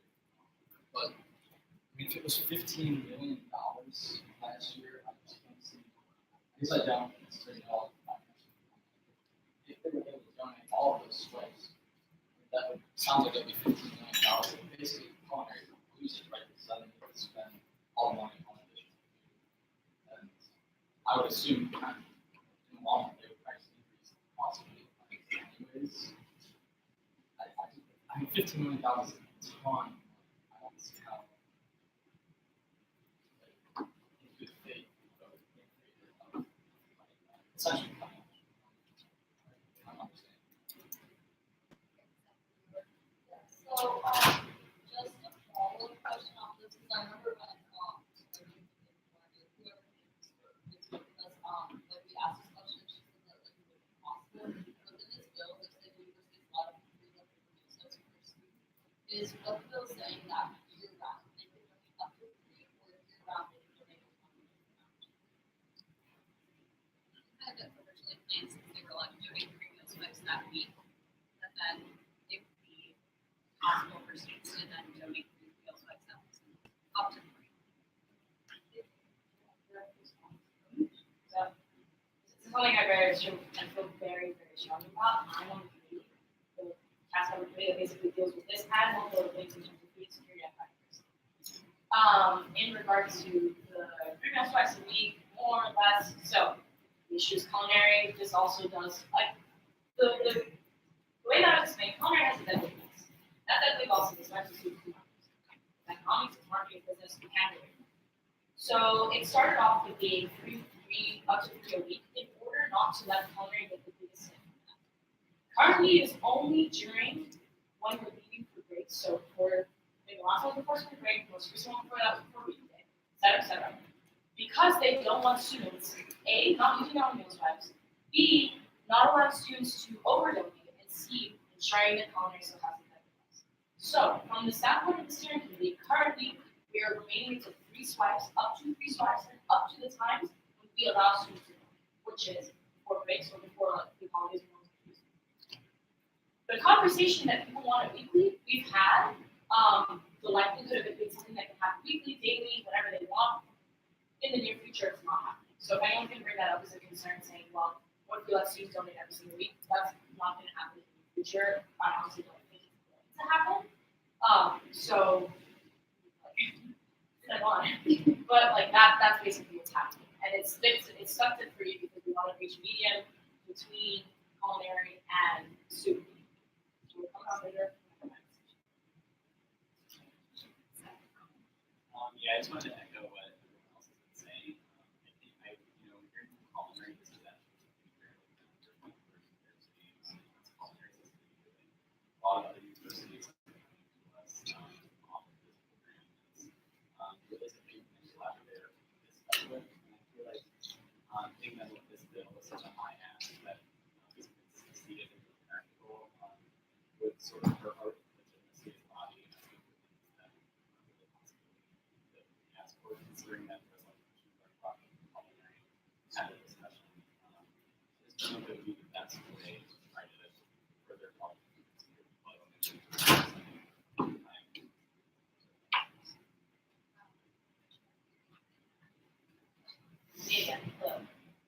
So this will, quite frankly, be authorized with it. So again,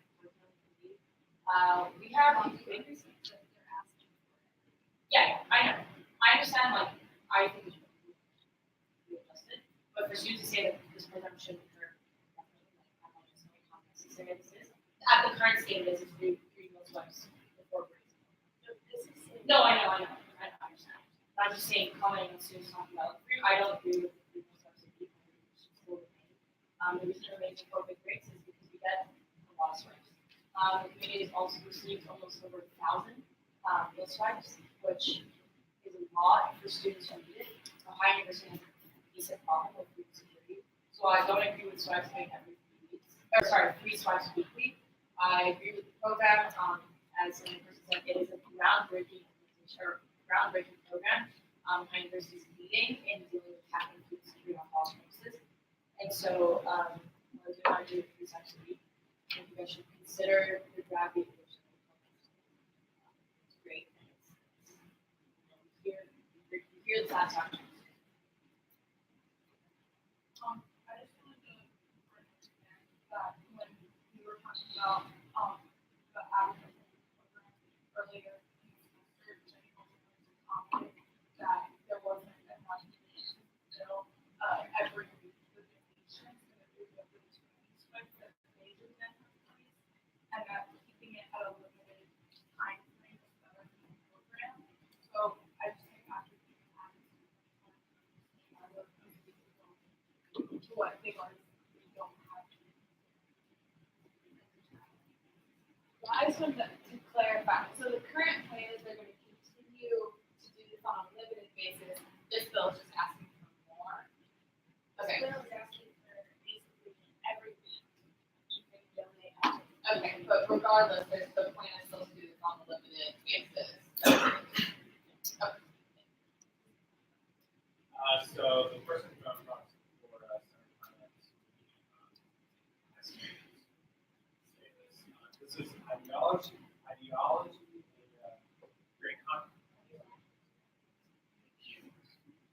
great concept, but it's more harmful than helpful in practice. The current donation program is already pretty broken for higher ed and culinary services. Doesn't have the money in their budget. This current limited criteria of the program goes through and explains provide for. It will make sense look bad if we ask for things that we know we don't. I attend culinary services, and I know that they are financially struggling to get that back. With defining the moment, they are trying their best to make smart spots. This is not realistic, actually counterproductive to our relationship. Speaking of myself, and I have to go.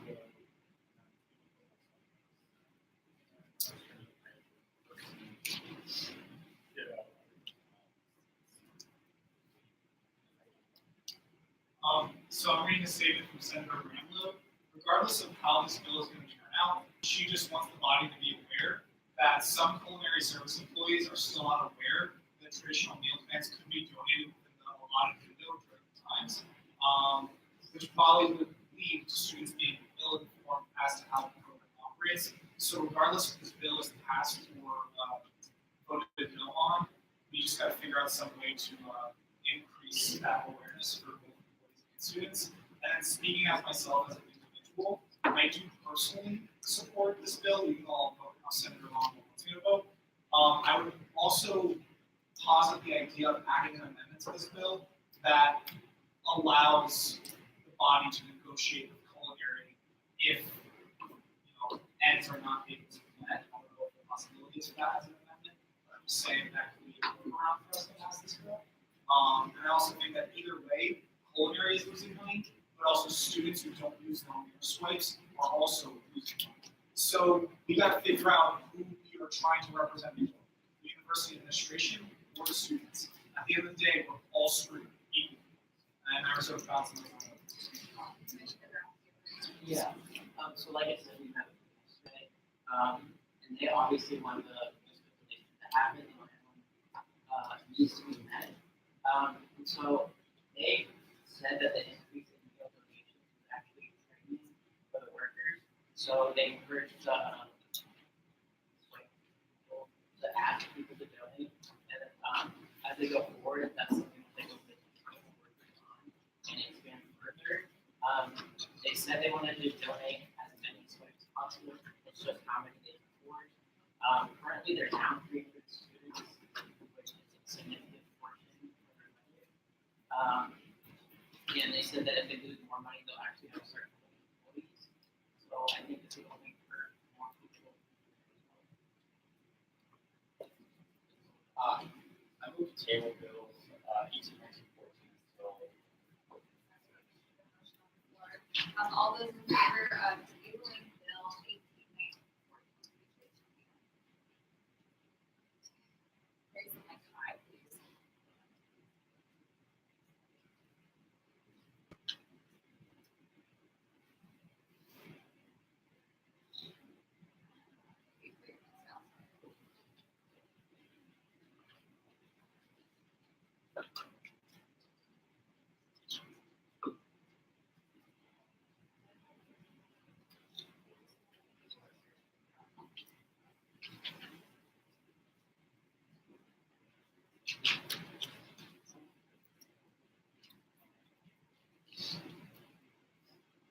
won't be any abstentions.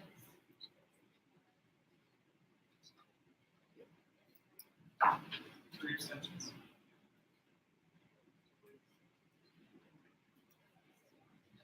So we're not tabling it. Continuing discussion, is there any other motions on the floor? Would you like to vote?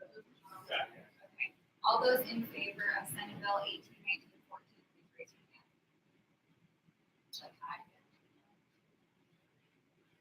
All those opposed? Abstentions? They voted 1, 2, 3, 4, 5, 6, 6 abstentions.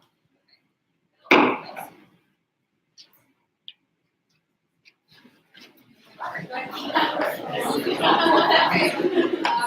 Moving on to Senate Resolution 1819-101, a resolution to update chapter 6.15 of the President's Life Commission, whereas the primary sponsor for the court paper. Yeah, that was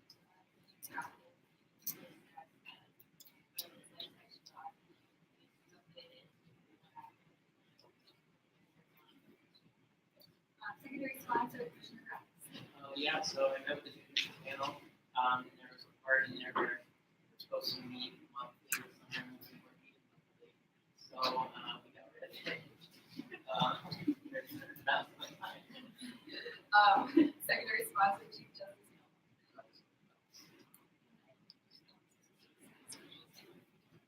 Any discussion on this resolution? I actually took this in here, and I'm this country bit myself. I obviously but I put this in here because we tried to do it last year, and I wanted it to do it next year, and for the year on. I'm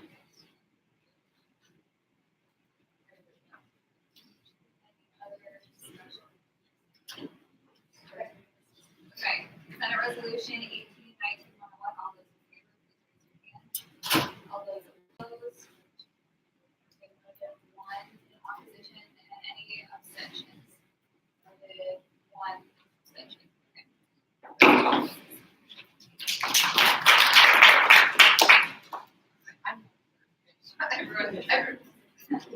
Senate Resolution 1819-102, a resolution to specify the representation of regional students by student senate, whereas second, primary sponsor, Chief Justice. So our constitutional change process says that you all have to vote and pass something for the on the ballot, so it's your right to vote on it. So what this is doing is specifying that the student senate does not just represent people on the Athens campus, but people also at all of our regional campuses. And yeah, that was what this does. Secondary sponsor is myself.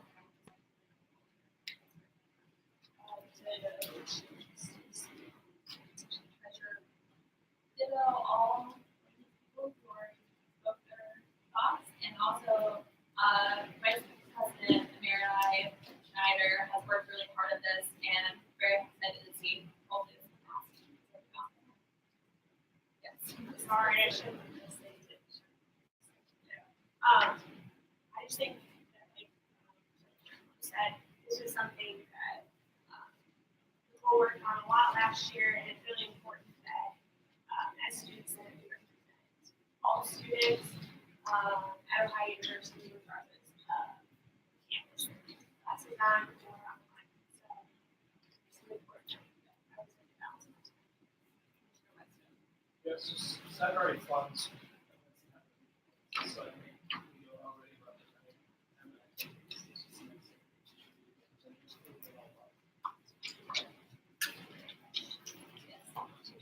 So I did have one friendly amendment from one of my associate justices. So in Article 1,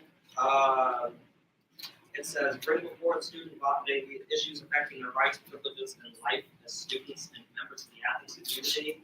And I moved to friendly amend that to read, in life as students and members of their. All those in favor of that, please. Where is this in the chart? This is Article 1. Yeah, like the third line down at the Okay, all those in favor, please raise your hand. That friendly amendment. All those opposed? Abstentions? 31 abstentions. So, any other discussion on this resolution? All those in favor of Senate Resolution 1819-102 with friendly amendment, please raise your hand. All those opposed? Abstentions? So just so you know, that will be going to a vote by the student body on April 2nd in addition to student senate election. So we're clear on how the constitution process works in that regard. So. Okay, Senate Bill 1819-15, a bill to propose application of experiential learning. Whereas, primary sponsor, Treasurer Randall. Hello, everyone. So this is very exciting. Us up here worked really hard on this with Dr. Pina as well as Dr. Sayers and like conversations with Dr. Deb Schaefer. We're really excited about potentially having more funds allocated towards staff, especially not being able to fund conferences and travel, as our lovely PRSSA friend said during the student speak out. This is a really important issue that is affecting a lot of students on campus, and I hope you all vote for this. I'm the next secondary sponsor. I just want to give you some understanding of this. So all undergraduate students on both regional and Athens campuses have a fee, a student fee, that is the experiential learning fee. Currently, part of that funding has gone towards that Nations Capital internship, and then part of it has gone towards the internship director for the post. But it's also a long-term, every single year there's more money from students and building up in this fund. And so it's student money, and we think that students, especially since you all are paying, you're all they're all students, $72 a year into this fund, and it should go back towards programming and travel and things that we have kind of tied to budgetary constraints and increasing costs. They can also be increasing institutions on campus. So this is a must. Do you have a question? And I think that's everything that I have now. Vice President. So I want to highlight a couple other things that to talk about. This is going to end up being fund nearly $1 million, around $1 million in this. So we're asking for thousands of that. And another thing I wanted to note is that the committee that is deciding where this money is going, they themselves haven't figured out what they're going to spend this money on. And so we are providing a great thing for them to provide that money for. So I think that that's really important to note. Like Wally said, this is students' money, so we should be going for that students. The state is allowing all the universities in Ohio to have this fee, specifically for basically learning outside of the classroom. So that's what all of those different experiential learning things are, like conferences, things like that. So this is a really good use of that fund, and we're really excited about this. So I hope you guys Yeah, so this has been something that's actually since my first year. Looking at all the data of it, I just want to highlight points such as we went from 293 organizations to 506, which is almost triple from 2008 now. But there hasn't been any fluctuations, increases, or decreases in SAC budgets since that. And so I think this is a great first step in finding funding so that we can continue to fund good, great events, not only here on campus, fund more of them, but then also on that conference and travel side, and have those two pools of money so that we can fund both of those students more than we have in the last year. Any discussion on this bill? Yes. I just have a question.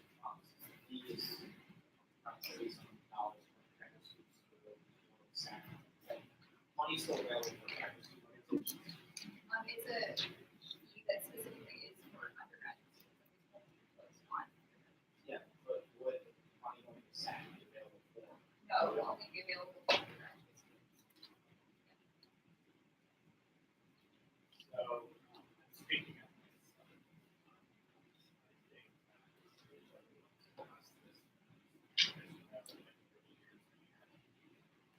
very strange on giving people money, especially this year that it was around able to get some money saved up from the leadership program. To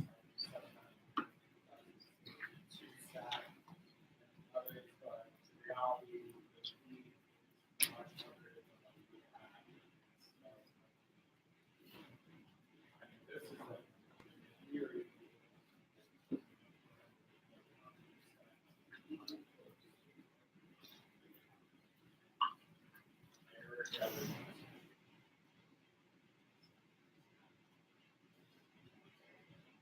Yeah, I was gonna say, like, and what you said so far, I've worked with on this platform, that's one thing, where I'm all that good stuff. I really, but again, to like what you said, going to events with and stuff like that. And I don't have like the structure right now, but I can say that this additional money would be so beneficial for us and therefore like the student money. So I agree with the bigger also. I'm still having a lot of trouble wrapping my head around this because this is a great bill and a very dense bill, and it's hard for me to understand since it's not my whole part. So I have very quick few questions. So once this money is put into SAC as a separate fund, who benefits from it? For what sort of purposes? So, I mean, that's something that's going to be an ongoing conversation that we have in collaboration with who is determining all of these things, but it would be for experiential learning. So anything that we do would have to be for experiential learning. So our argument is that travel, conferences, and the things that we do are experiences. Students are missing out on, and they're not able to attend because they're essential to this. So, I'll echo what you said as well. So there's a huge need right now for conferences as a fund. Because due to SAC's lack of funding, that's kind of one thing that's made to get out of and so this will be a great opportunity for that to be one thing, and then conversations will, what's happening in smart experience. That is going to be one thing that's that that organizations. So that's my final follow-up, that's my final question. This is slow to do that. If a student is not a part of any, also Vice President Burke, I'm so sorry. I apologize. All the primary and co-sponsors, I apologize. For students that are not a part of student board, but are still doing experiential opportunities, would they also be allowed to access that form? So since right now, staff is only allocated money to small student organizations, but again, right now, we're just trying to get the first step done. We're just trying to get this money in our own hands. And then we'll have this discussion about how to move forward with that money, whether it's we change the process to make it so individual students can request or student boards. So that's a process of conversation later. First step is to have still. Thank you so much, Tom. I want to address one more thing as far as graduate funding. So this pool might not be for graduate students, but SAC still does fund graduate club organizations that once, I think, we have the pressure off of undergraduate, along with graduate travel organizations. So this is a follow-up.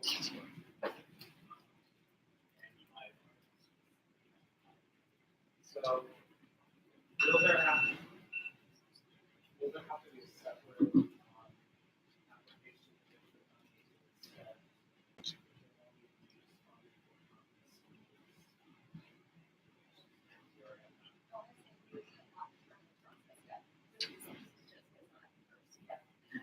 I have another friendly amendment from my judicial panel. In line 11, it reads, due to these money constraints, the Senate Appropriations Commission, that's whatever. I move to friendly amend that to due to these monetary constraints. Is there a second? Yeah, it's line 11. All those in favor of that friendly amendment to monetary language choice, all those opposed, abstentions. Okay, we have a conversation. We have friendly amendment. Yes. I also just want to add that at the end, the last result talks about who we're going to send this bill to. And I just want to specifically highlight that Dr. Pina, Dr. Sayers, and the committee that is deciding, they are going to be the final decision makers on this. So we're going to be sending this to them, but also if we do pass this and we see Dr. Pina, maybe we can start a conversation about this because this is going to be a major thing that we're going to be asking about the committee.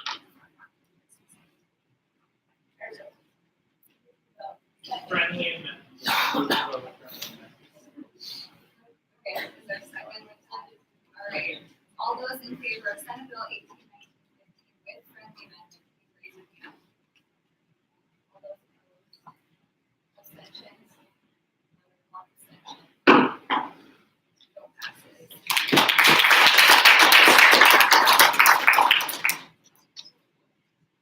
Okay.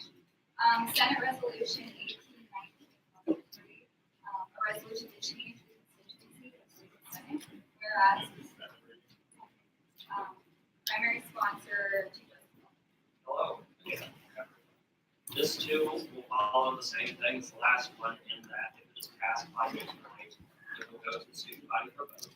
And what this particular resolution is proposing be done is that the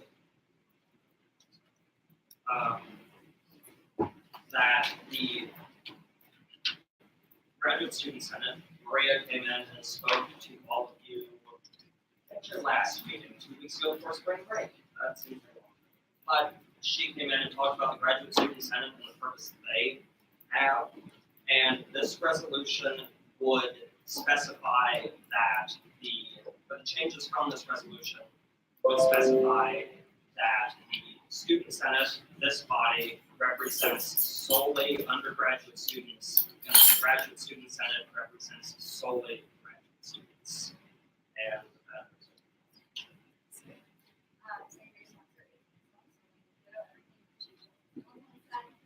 say that this has been a conversation that works for years now.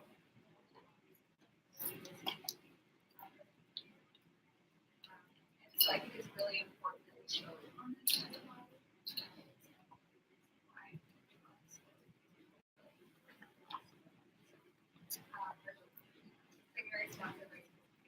Yeah, I also wanted to know that, as Slim said, that we found it really important as executives to talk about that part of have a different conversation about what we want to see our constitution say.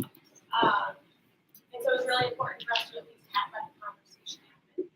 I also want to point out that Bill 18, 19, 16, which is the next one, which if we vote no on this, we will vote on, which basically affirms Graduate Student Senate as a body and states that they represent graduate students. It also states that Student Senate will confer, as we currently do, to Graduate Student Senate on matters pertaining to graduate students, and that we will always advocate for GSS to have a seat at the table when a conversation is regarding all students or the university in general. So I just wanted everyone to know and understand that that is up next. If this does not pass, that we will be voting again. But if it does pass, we will be voting again. So that really doesn't matter. I reserve it. Ditto, Vice President Burke, President Sloat, as well as Chief Justice Milholm. I took the balance of my time. So we're going to be running the stack for this. So I'm going to give the floor over to you. We're going to dedicate 10 minutes right now. We can extend that briefly, but just for the sake of time. Sam, Olivia, Caitlin, go. Caitlin's first. So I just wanted to point out that with the books, like there's a question about disabilities. And as of right now, graduate students, they do not have the specific and so I think by having this change, they're discussed by isolating students that potentially rise to campus. So I think that discussion is really important because GSS donates to represent Black students, but by this semester we require government body.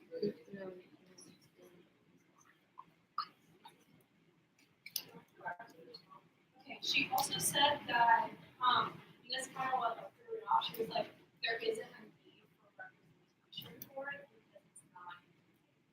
So I just kind of thought that should be thrown out there and that she sees that. Sam Carrier is next. Yeah, so I don't think we should change our name. So as somebody who worked with more students than just undergraduate students, like as a member of SAC, I can say that like we have directly funded graduate students in itself and other types of organizations. We've done a lot of work with them, like commissions, SAC, and a bunch of consistently work to represent, like, yes, undergraduate students, also graduate students, people like that. So I think that like if we change our name, it would almost. Yeah, point of order, we're not changing our name at all. Yeah, but like To if you're change the like, constitution. yeah, change the constitution. Like if we were to change that, and it was really reflective of only working with undergraduate students, is not how we currently act. So I think that we need to like continue to represent all these students and both undergraduate and graduate. And therefore, like I don't think for our Olivia. Can I clarify, when's the last time you funded GSS? let me pull that up. I've got it right here. The most recent approved budget was March 27th, 27. Olivia. Yeah, my question is actually about SAC. So would graduate students, organizations still have access to SAC with this change? Yeah. I can work with it.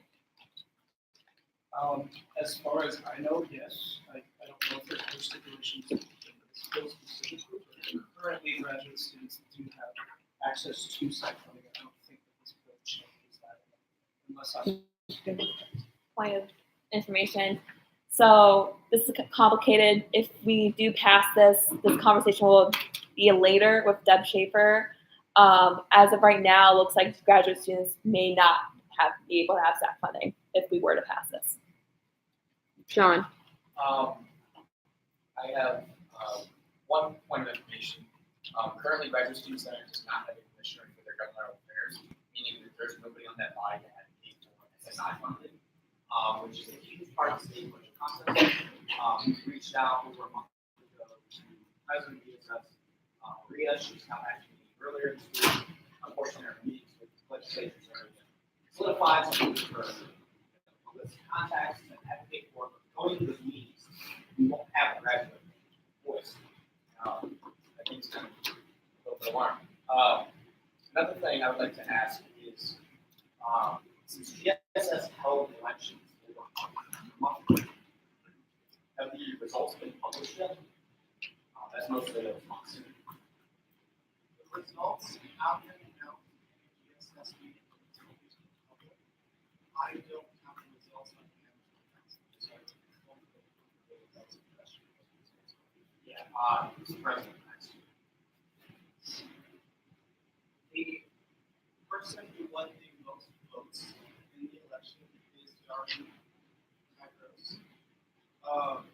There is currently an appeal of the election that is underway. That is a part of the GSS Constitution to handle a situation when someone says, hey, something's wrong with the election. So it's an investigation process that is underway. I think that is not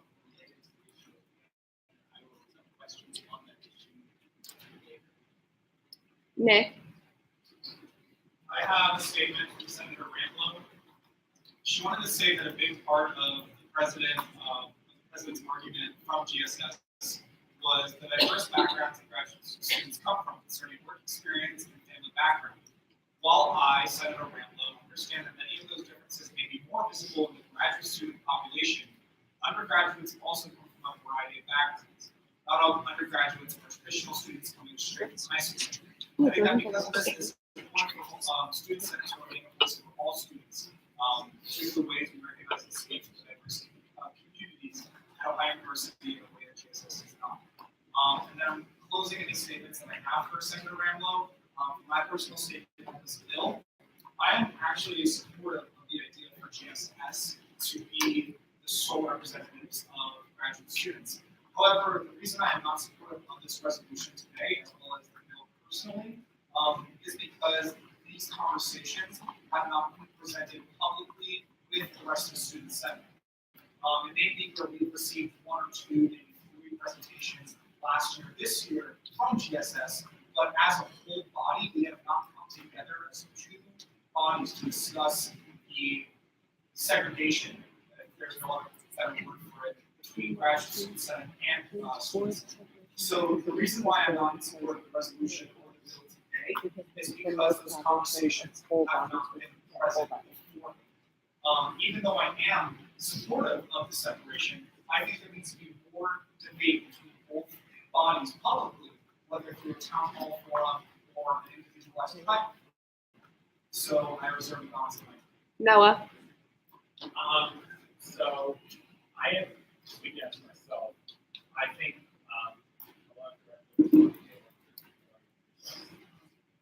I personally think that it's wrong that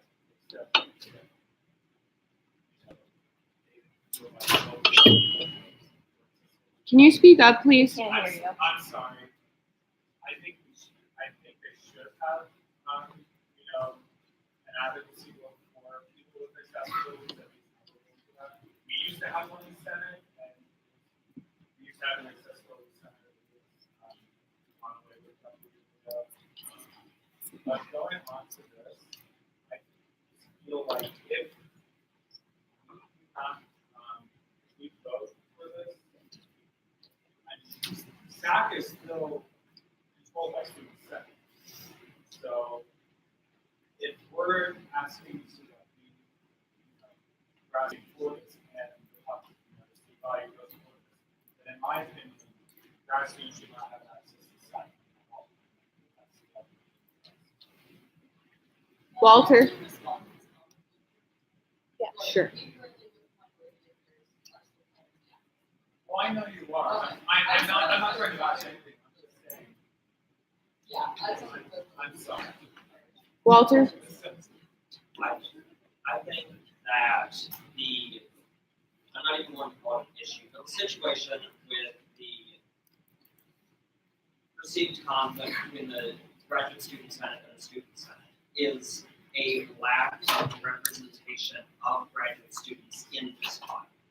There are positions available specifically for graduate student senates on the Senate body. All of the executive positions, staff positions are all open to graduate students. Any position on the judicial panel is open. Our first Chief Justice was a PhD student. And I think that the issue lies more in the lack of people applying, graduate students applying for positions on this body, and not for a lack of immediate representation here. Jordan. For the last 2 years now, been passing bills such as the Office of Checklist and then initiating amendments such as training for police officers in regards to disabled students in Accessible Ohio, which benefit both undergrads and graduate students. I feel like we would be doing a disservice to many students if this was passed. In addition to the readers concerning comment, recent statistics show that graduate students across universities in general with disabilities do not feel well represented. I can get those for you if needed or if anyone is interested in seeing them. Parker.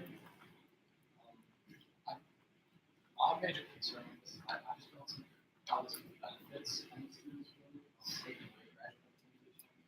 the student senate. I think, partially year 5 then, there's also a big graduate student senate. And I think, so we have a student senate, at least say in our constitution, we represent graduate students. If there is a graduate student senate, fairly new organization. And I'm concerned that practice. I also have known graduate students personally, and not felt represented.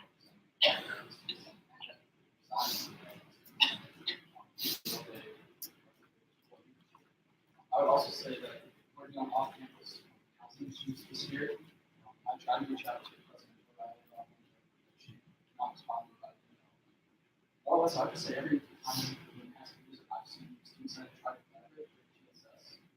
GSS says just emphasize the divisions between graduate students and undergraduate students. I don't really understand why. It doesn't help me.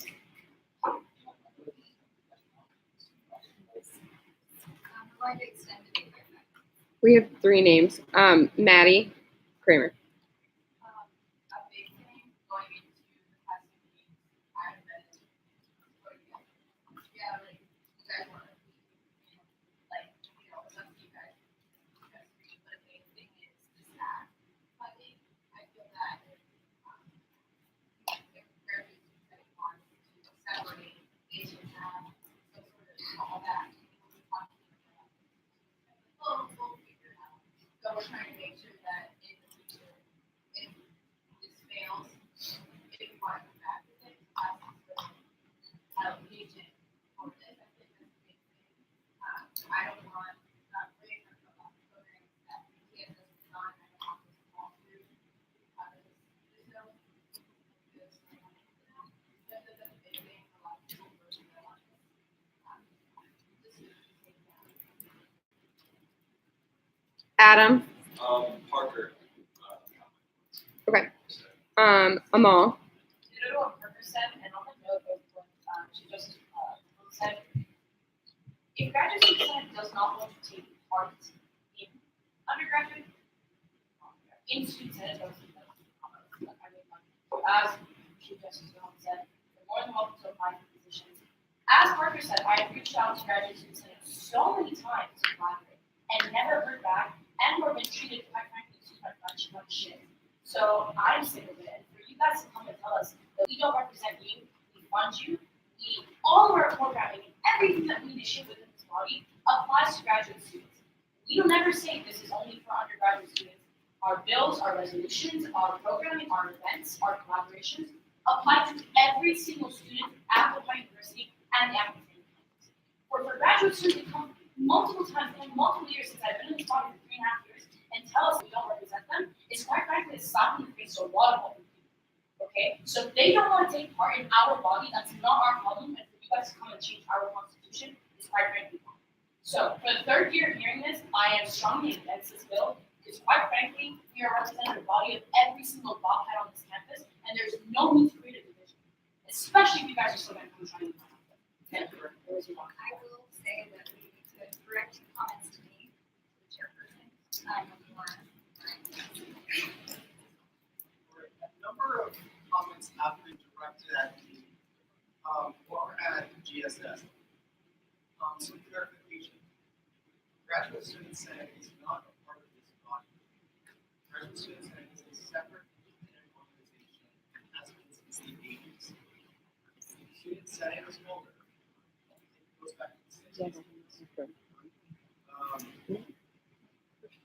Let's get our facts straight. Student Senate does not fund graduate student senate. Some money has come the way. A lot of money over the years has gone toward graduate student endeavors, but not to graduate student senate, not in the past 2 years.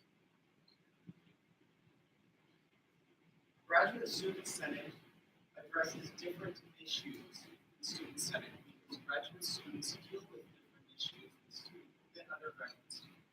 We face different issues in our daily lives. We have different goals. So graduate students are teaching classes that undergraduates are in. We have different issues. And it's important that we can address those issues separately.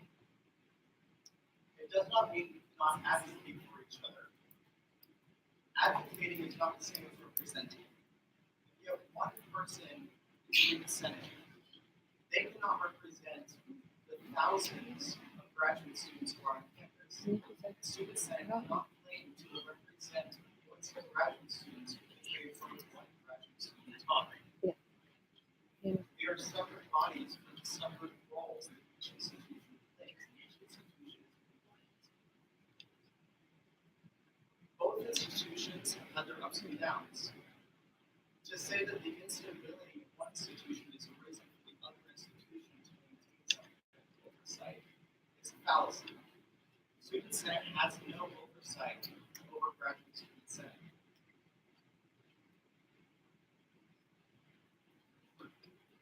Furthermore, many of the comments you have made imply graduate students act like children. I would like you to address why you feel like you are the adults in the room. Thank you. Hannah Burke.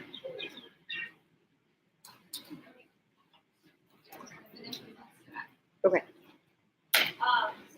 I share similar concerns with some of the people. I just have really one quick thing that I want to add. Is that we have a teacher comp senator that is on our negotiation. Good relationship with that as we have for the past couple of years. And I worry what the consequences of us saying we represent the undergraduates would entail with each comp senator. Basically, it would say that they have to be the body. And so that's just one concern that I had.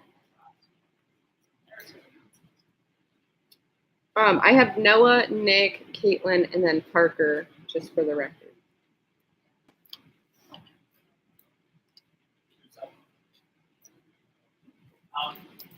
First of all, we did this, but the current.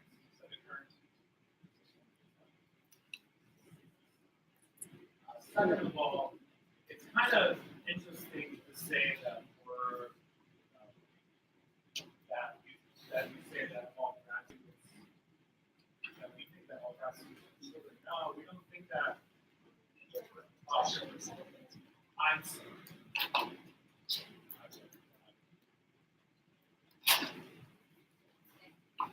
Nick. I would just like to further clarify the previous points that I made and build upon it really quickly.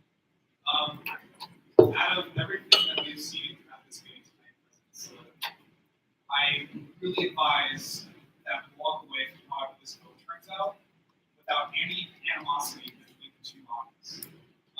We are a 5 Senate shared governance model that directly reports to the president, serve as a pseudo cabinet or official cabinet, not mistaken, to the president. So therefore, regardless of how this turns out, I would really stress that we push further collaboration. My biggest concerns, if we vote yes, then allow the graduate student senate to be the sole representatives of graduates on campus. As with our previous relations of collaboration beyond saying hello to each other, I feel as though that graduate student senate might close the door to further collaboration once they solidify our separation. Therefore, I would urge the body to vote no on this resolution until we have further collaboration between both graduate student senate and regular student senate. I reserve the possibility. Caitlin.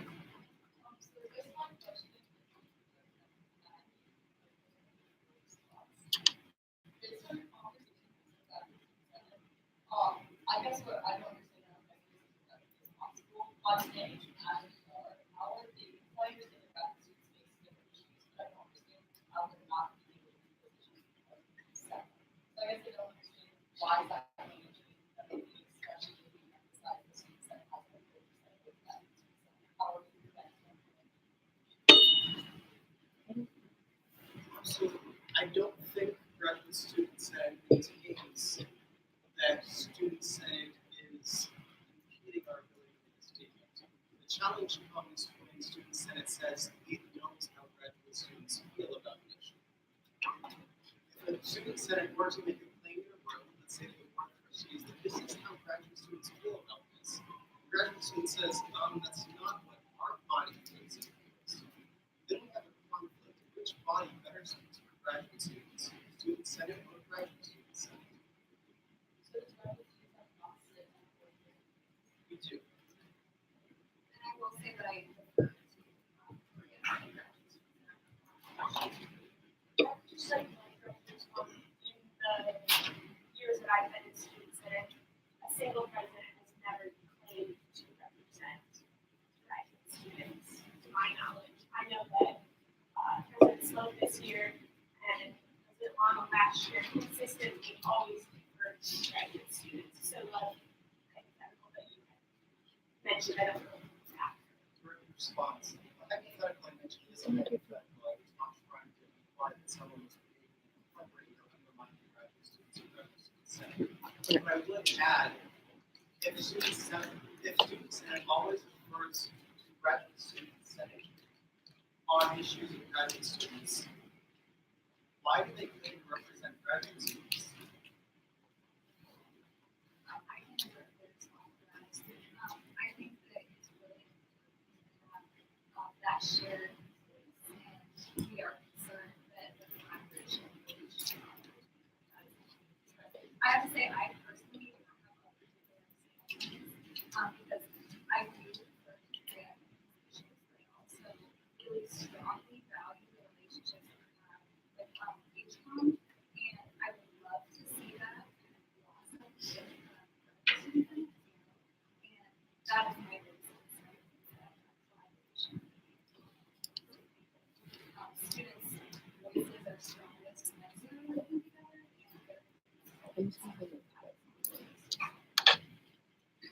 Move to vote. Second. Parker yielded his time. Okay.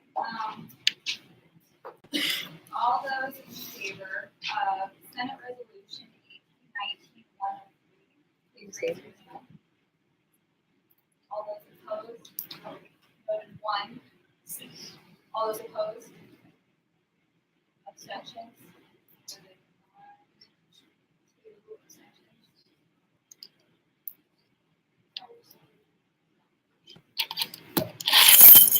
Okay, 1 abstention.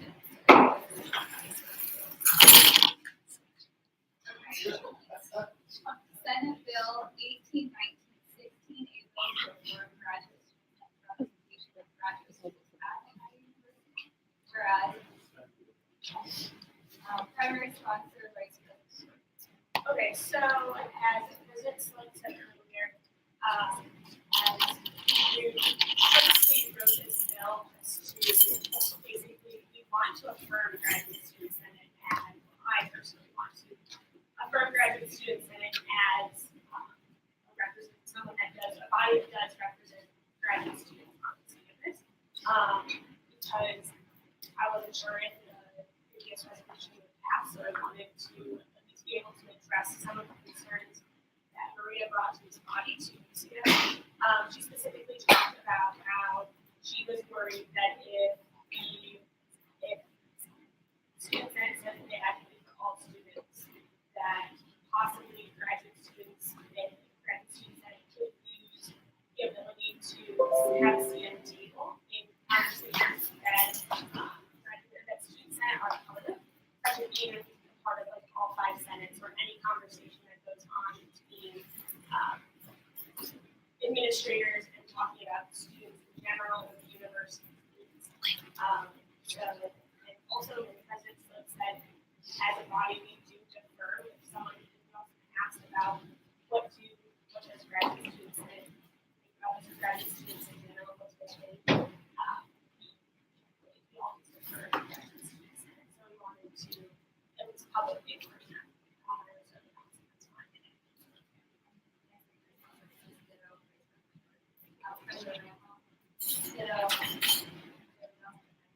Any discussion on this?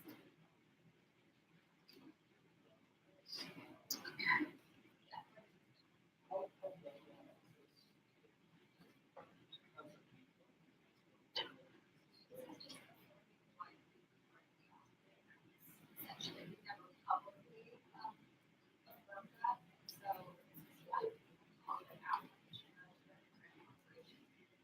Nothing is changing by us saying that we're deferring exist and that they represent students and that they do really good work representing graduate students on this. I hope that passing this bill, if the body chooses to do so, these tensions between graduate student senate and student senate, so that we can further collaborate and develop a healthier working relationship. Any other discussion? All those in favor of Senate Bill 18, 19, 16, please raise your hand. All those opposed? Abstentions?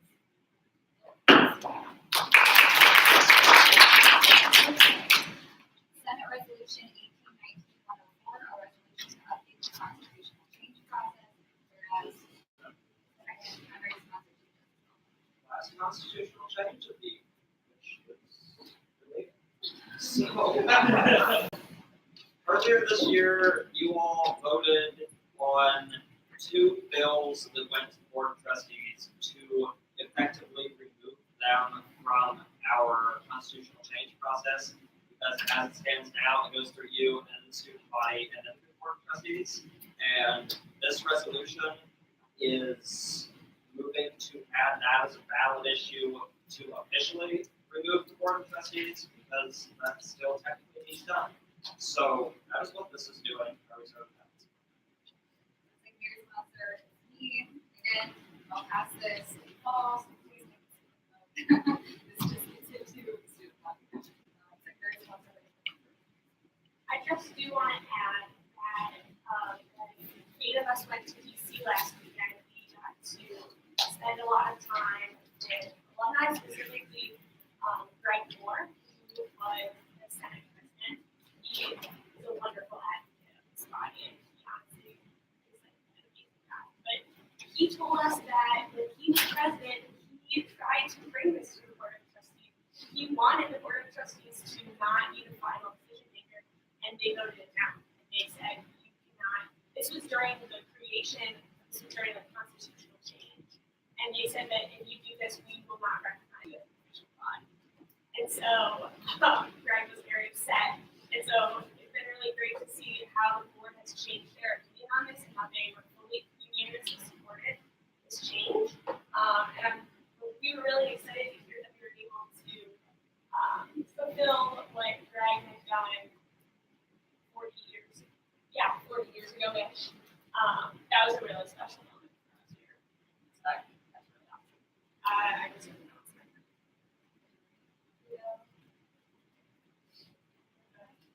Any discussion on this? All those in favor of Senate Resolution 18, 19, 104, please raise your hand. All those opposed? Abstentions?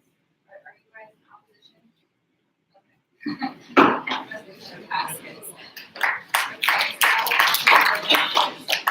right, I think we are moving on to our consent agenda now. So that is just as a reminder, resolutions 105, 106, 107, and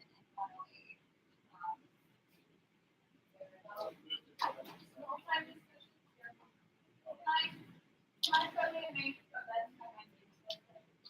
Oh, yes.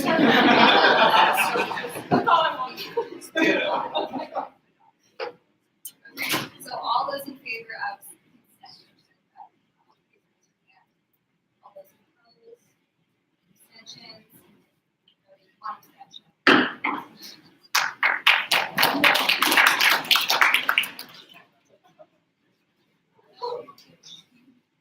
Okay, and then the final one is Senate Bill 18, 19, 17, a bill requesting an increase in state share of instruction.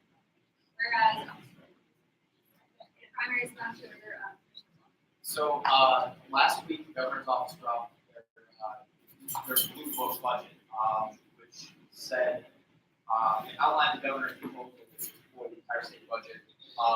In that, it requested a 1.1% increase in state share of instruction in year 1 and a 1.0 increase in year 2. We felt that this was not enough for higher education. $40 million for 2 years. If the legislature passes it, that happens, but it's still asking for money for higher education. Vice Commissioner Jackson and I met with Representative Monday, he said that this was too small of an increase. So I think that the time is right to ask legislature for one of the necessary. Those are about my time. Secondary sponsor is me, and I echo everything that John said. I don't believe race commission projects this year. This is good for race. I do everything commissioners will say. So. Vice Commissioner Peterson.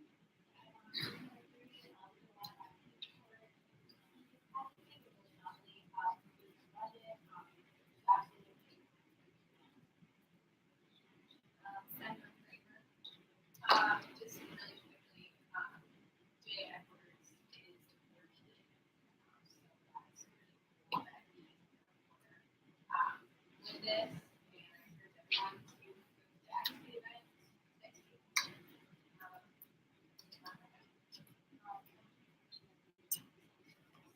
Any discussion on the bill? Bill? All those in favor of Senate Bill 18, 19, 17, raise your hand. All those opposed? Abstentions? Bill passes. I am going to go on the commissioner reports, but I'm going to encourage really as needed, and if there are things that you can put in the Slack, please do so. Are there any updates? Really pertinent, yeah.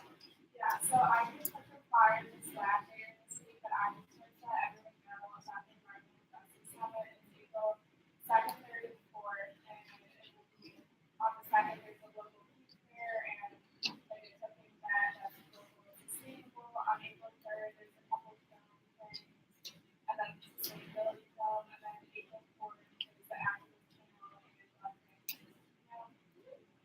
so that's So semesterly funding budgets going, there's one more help session on Wednesday. I know that Jordan Hall won't be here. He's on Wednesday for 6 to 7 at Sun Office. Please tell me. And budgets for semesterly funding on April 12th and 5. That is for the fall semester. Any other? We will be having a meeting between all of the student senate and city council next Friday. Anyone has anything to share?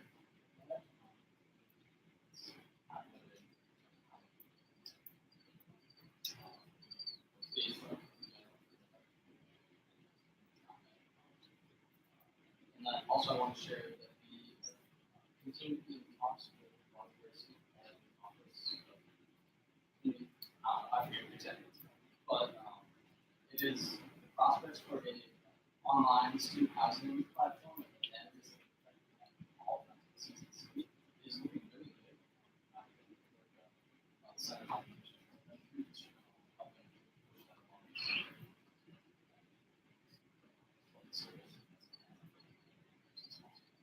There will be a bill about that. Any other? We are going to bypass that and we're going to university papers tonight, just for the sake of time to get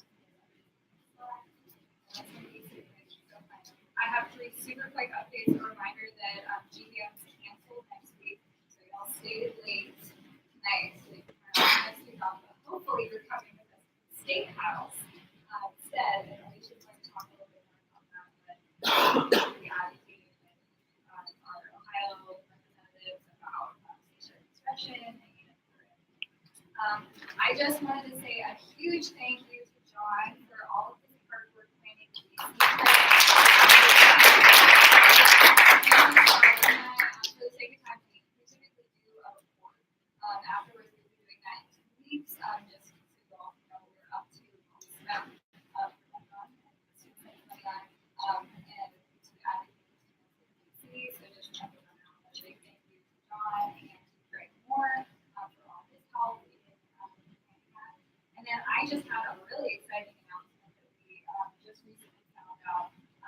Dr. Pina and Deb Schaefer let us know that they have this additional signing bonus. It's like a one-time thing that they got through the Town Down rental company. $50,000 that they're going to be splitting between graduate student senate and student senate. The numbers are not finalized right now, but it's looking like we will probably get roughly $35,000, which is really, really generous of the university to be able to be doing that to us. So I just want to say,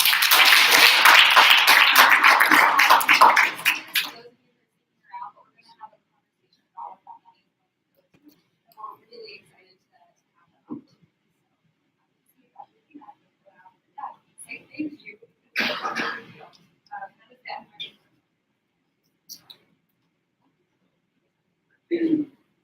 Okay, so one thing is that you voted in the consent agenda for the Bobcat Health Committee. So I emailed you. Basically, we're gonna open up the application probably early next week, and you can nominate folks that are around the community that have positively impacted Ohio University in any way. So please nominate people. Last year we nominated someone from the city who was retiring, and she had done a lot of work advocating for student safety, specifically regarding fast safety. So it could be anyone, student or a faculty, administrative faculty.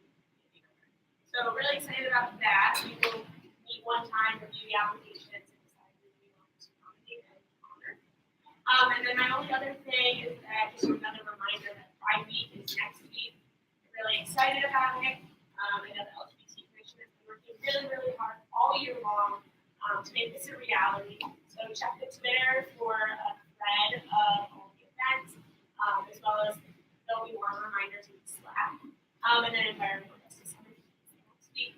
Again, environmental justice commission is working really, really hard all year long to make this a reality. And I'm really excited to be going over this event.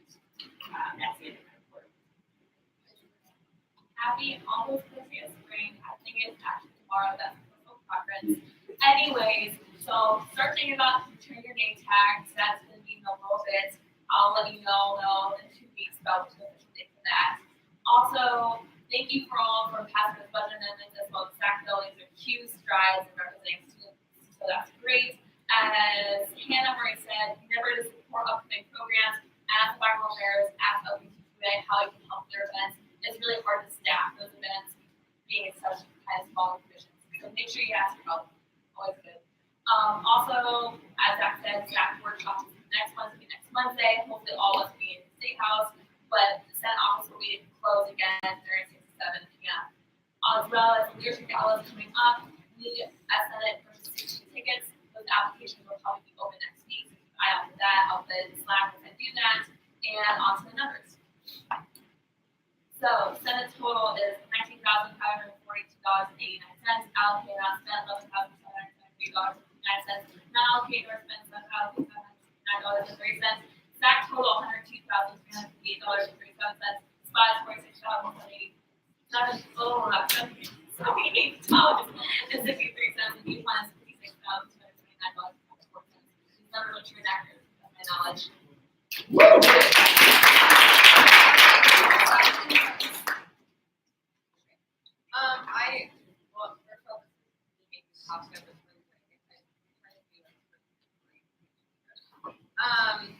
So I apologize for the name tag. I had a fiasco in my apartment in there.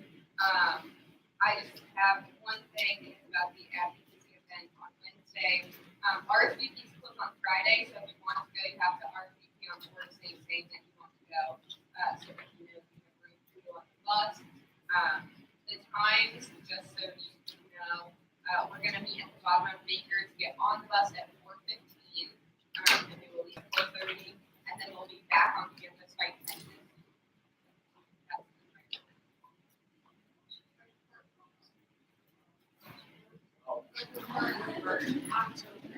And Chief Justice.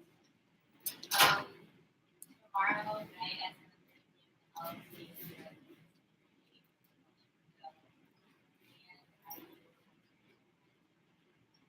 This is the last Senate meeting before elections, so be sure to vote at some time between 7 a.m. and 7 p.m. on Tuesday, April 2nd, 2019, for your soon-to-be new Senate representatives. And the rest of the commissioners, we have not yet met, be on the lookout for that, after elections, please. So with that, give us the. All right.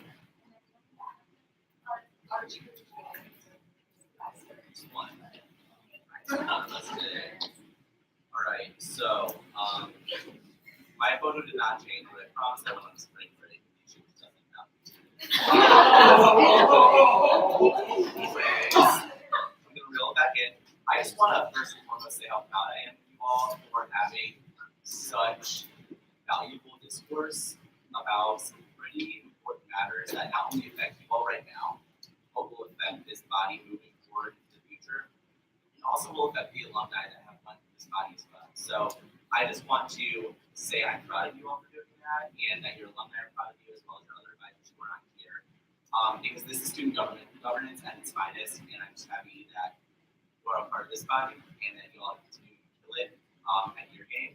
So one piece about elections, make sure that you are following the Twitter at OU Judicial Panel. Make sure you're following them using that hashtag OhioUelections for anything you might be tweeting out regarding elections. And then yes, attend the debates. They're great, very energetic, and we need your energy to make it even better. So go there, debate, ask people questions. It's fun. The last piece is to go off the Leadership Advocacy Forum. If you don't RSVP, you will not go. Also, if I email you and ask for your emergency contact and you don't give me that, you also will not go because I can't turn that into transportation services so you're able to get on the turn bus because we are liable for your life at that point. So keep that in mind. You will not be allowed on the bus if you don't send me that information. If you have RSVP and haven't got that email from me yet, just expect it soon. But like Alicia said as well, it will arrive at 4:15. We are departing no later than 4:30. We will leave without people wanting there on time. So we have time schedule. So if you have questions or concerns regarding that, please reach out to me. Other than that, have a great week and go Bobcats. Is there a motion on the floor? All those in favor of adjournment, please raise your hand. All those opposed, abstentions. Court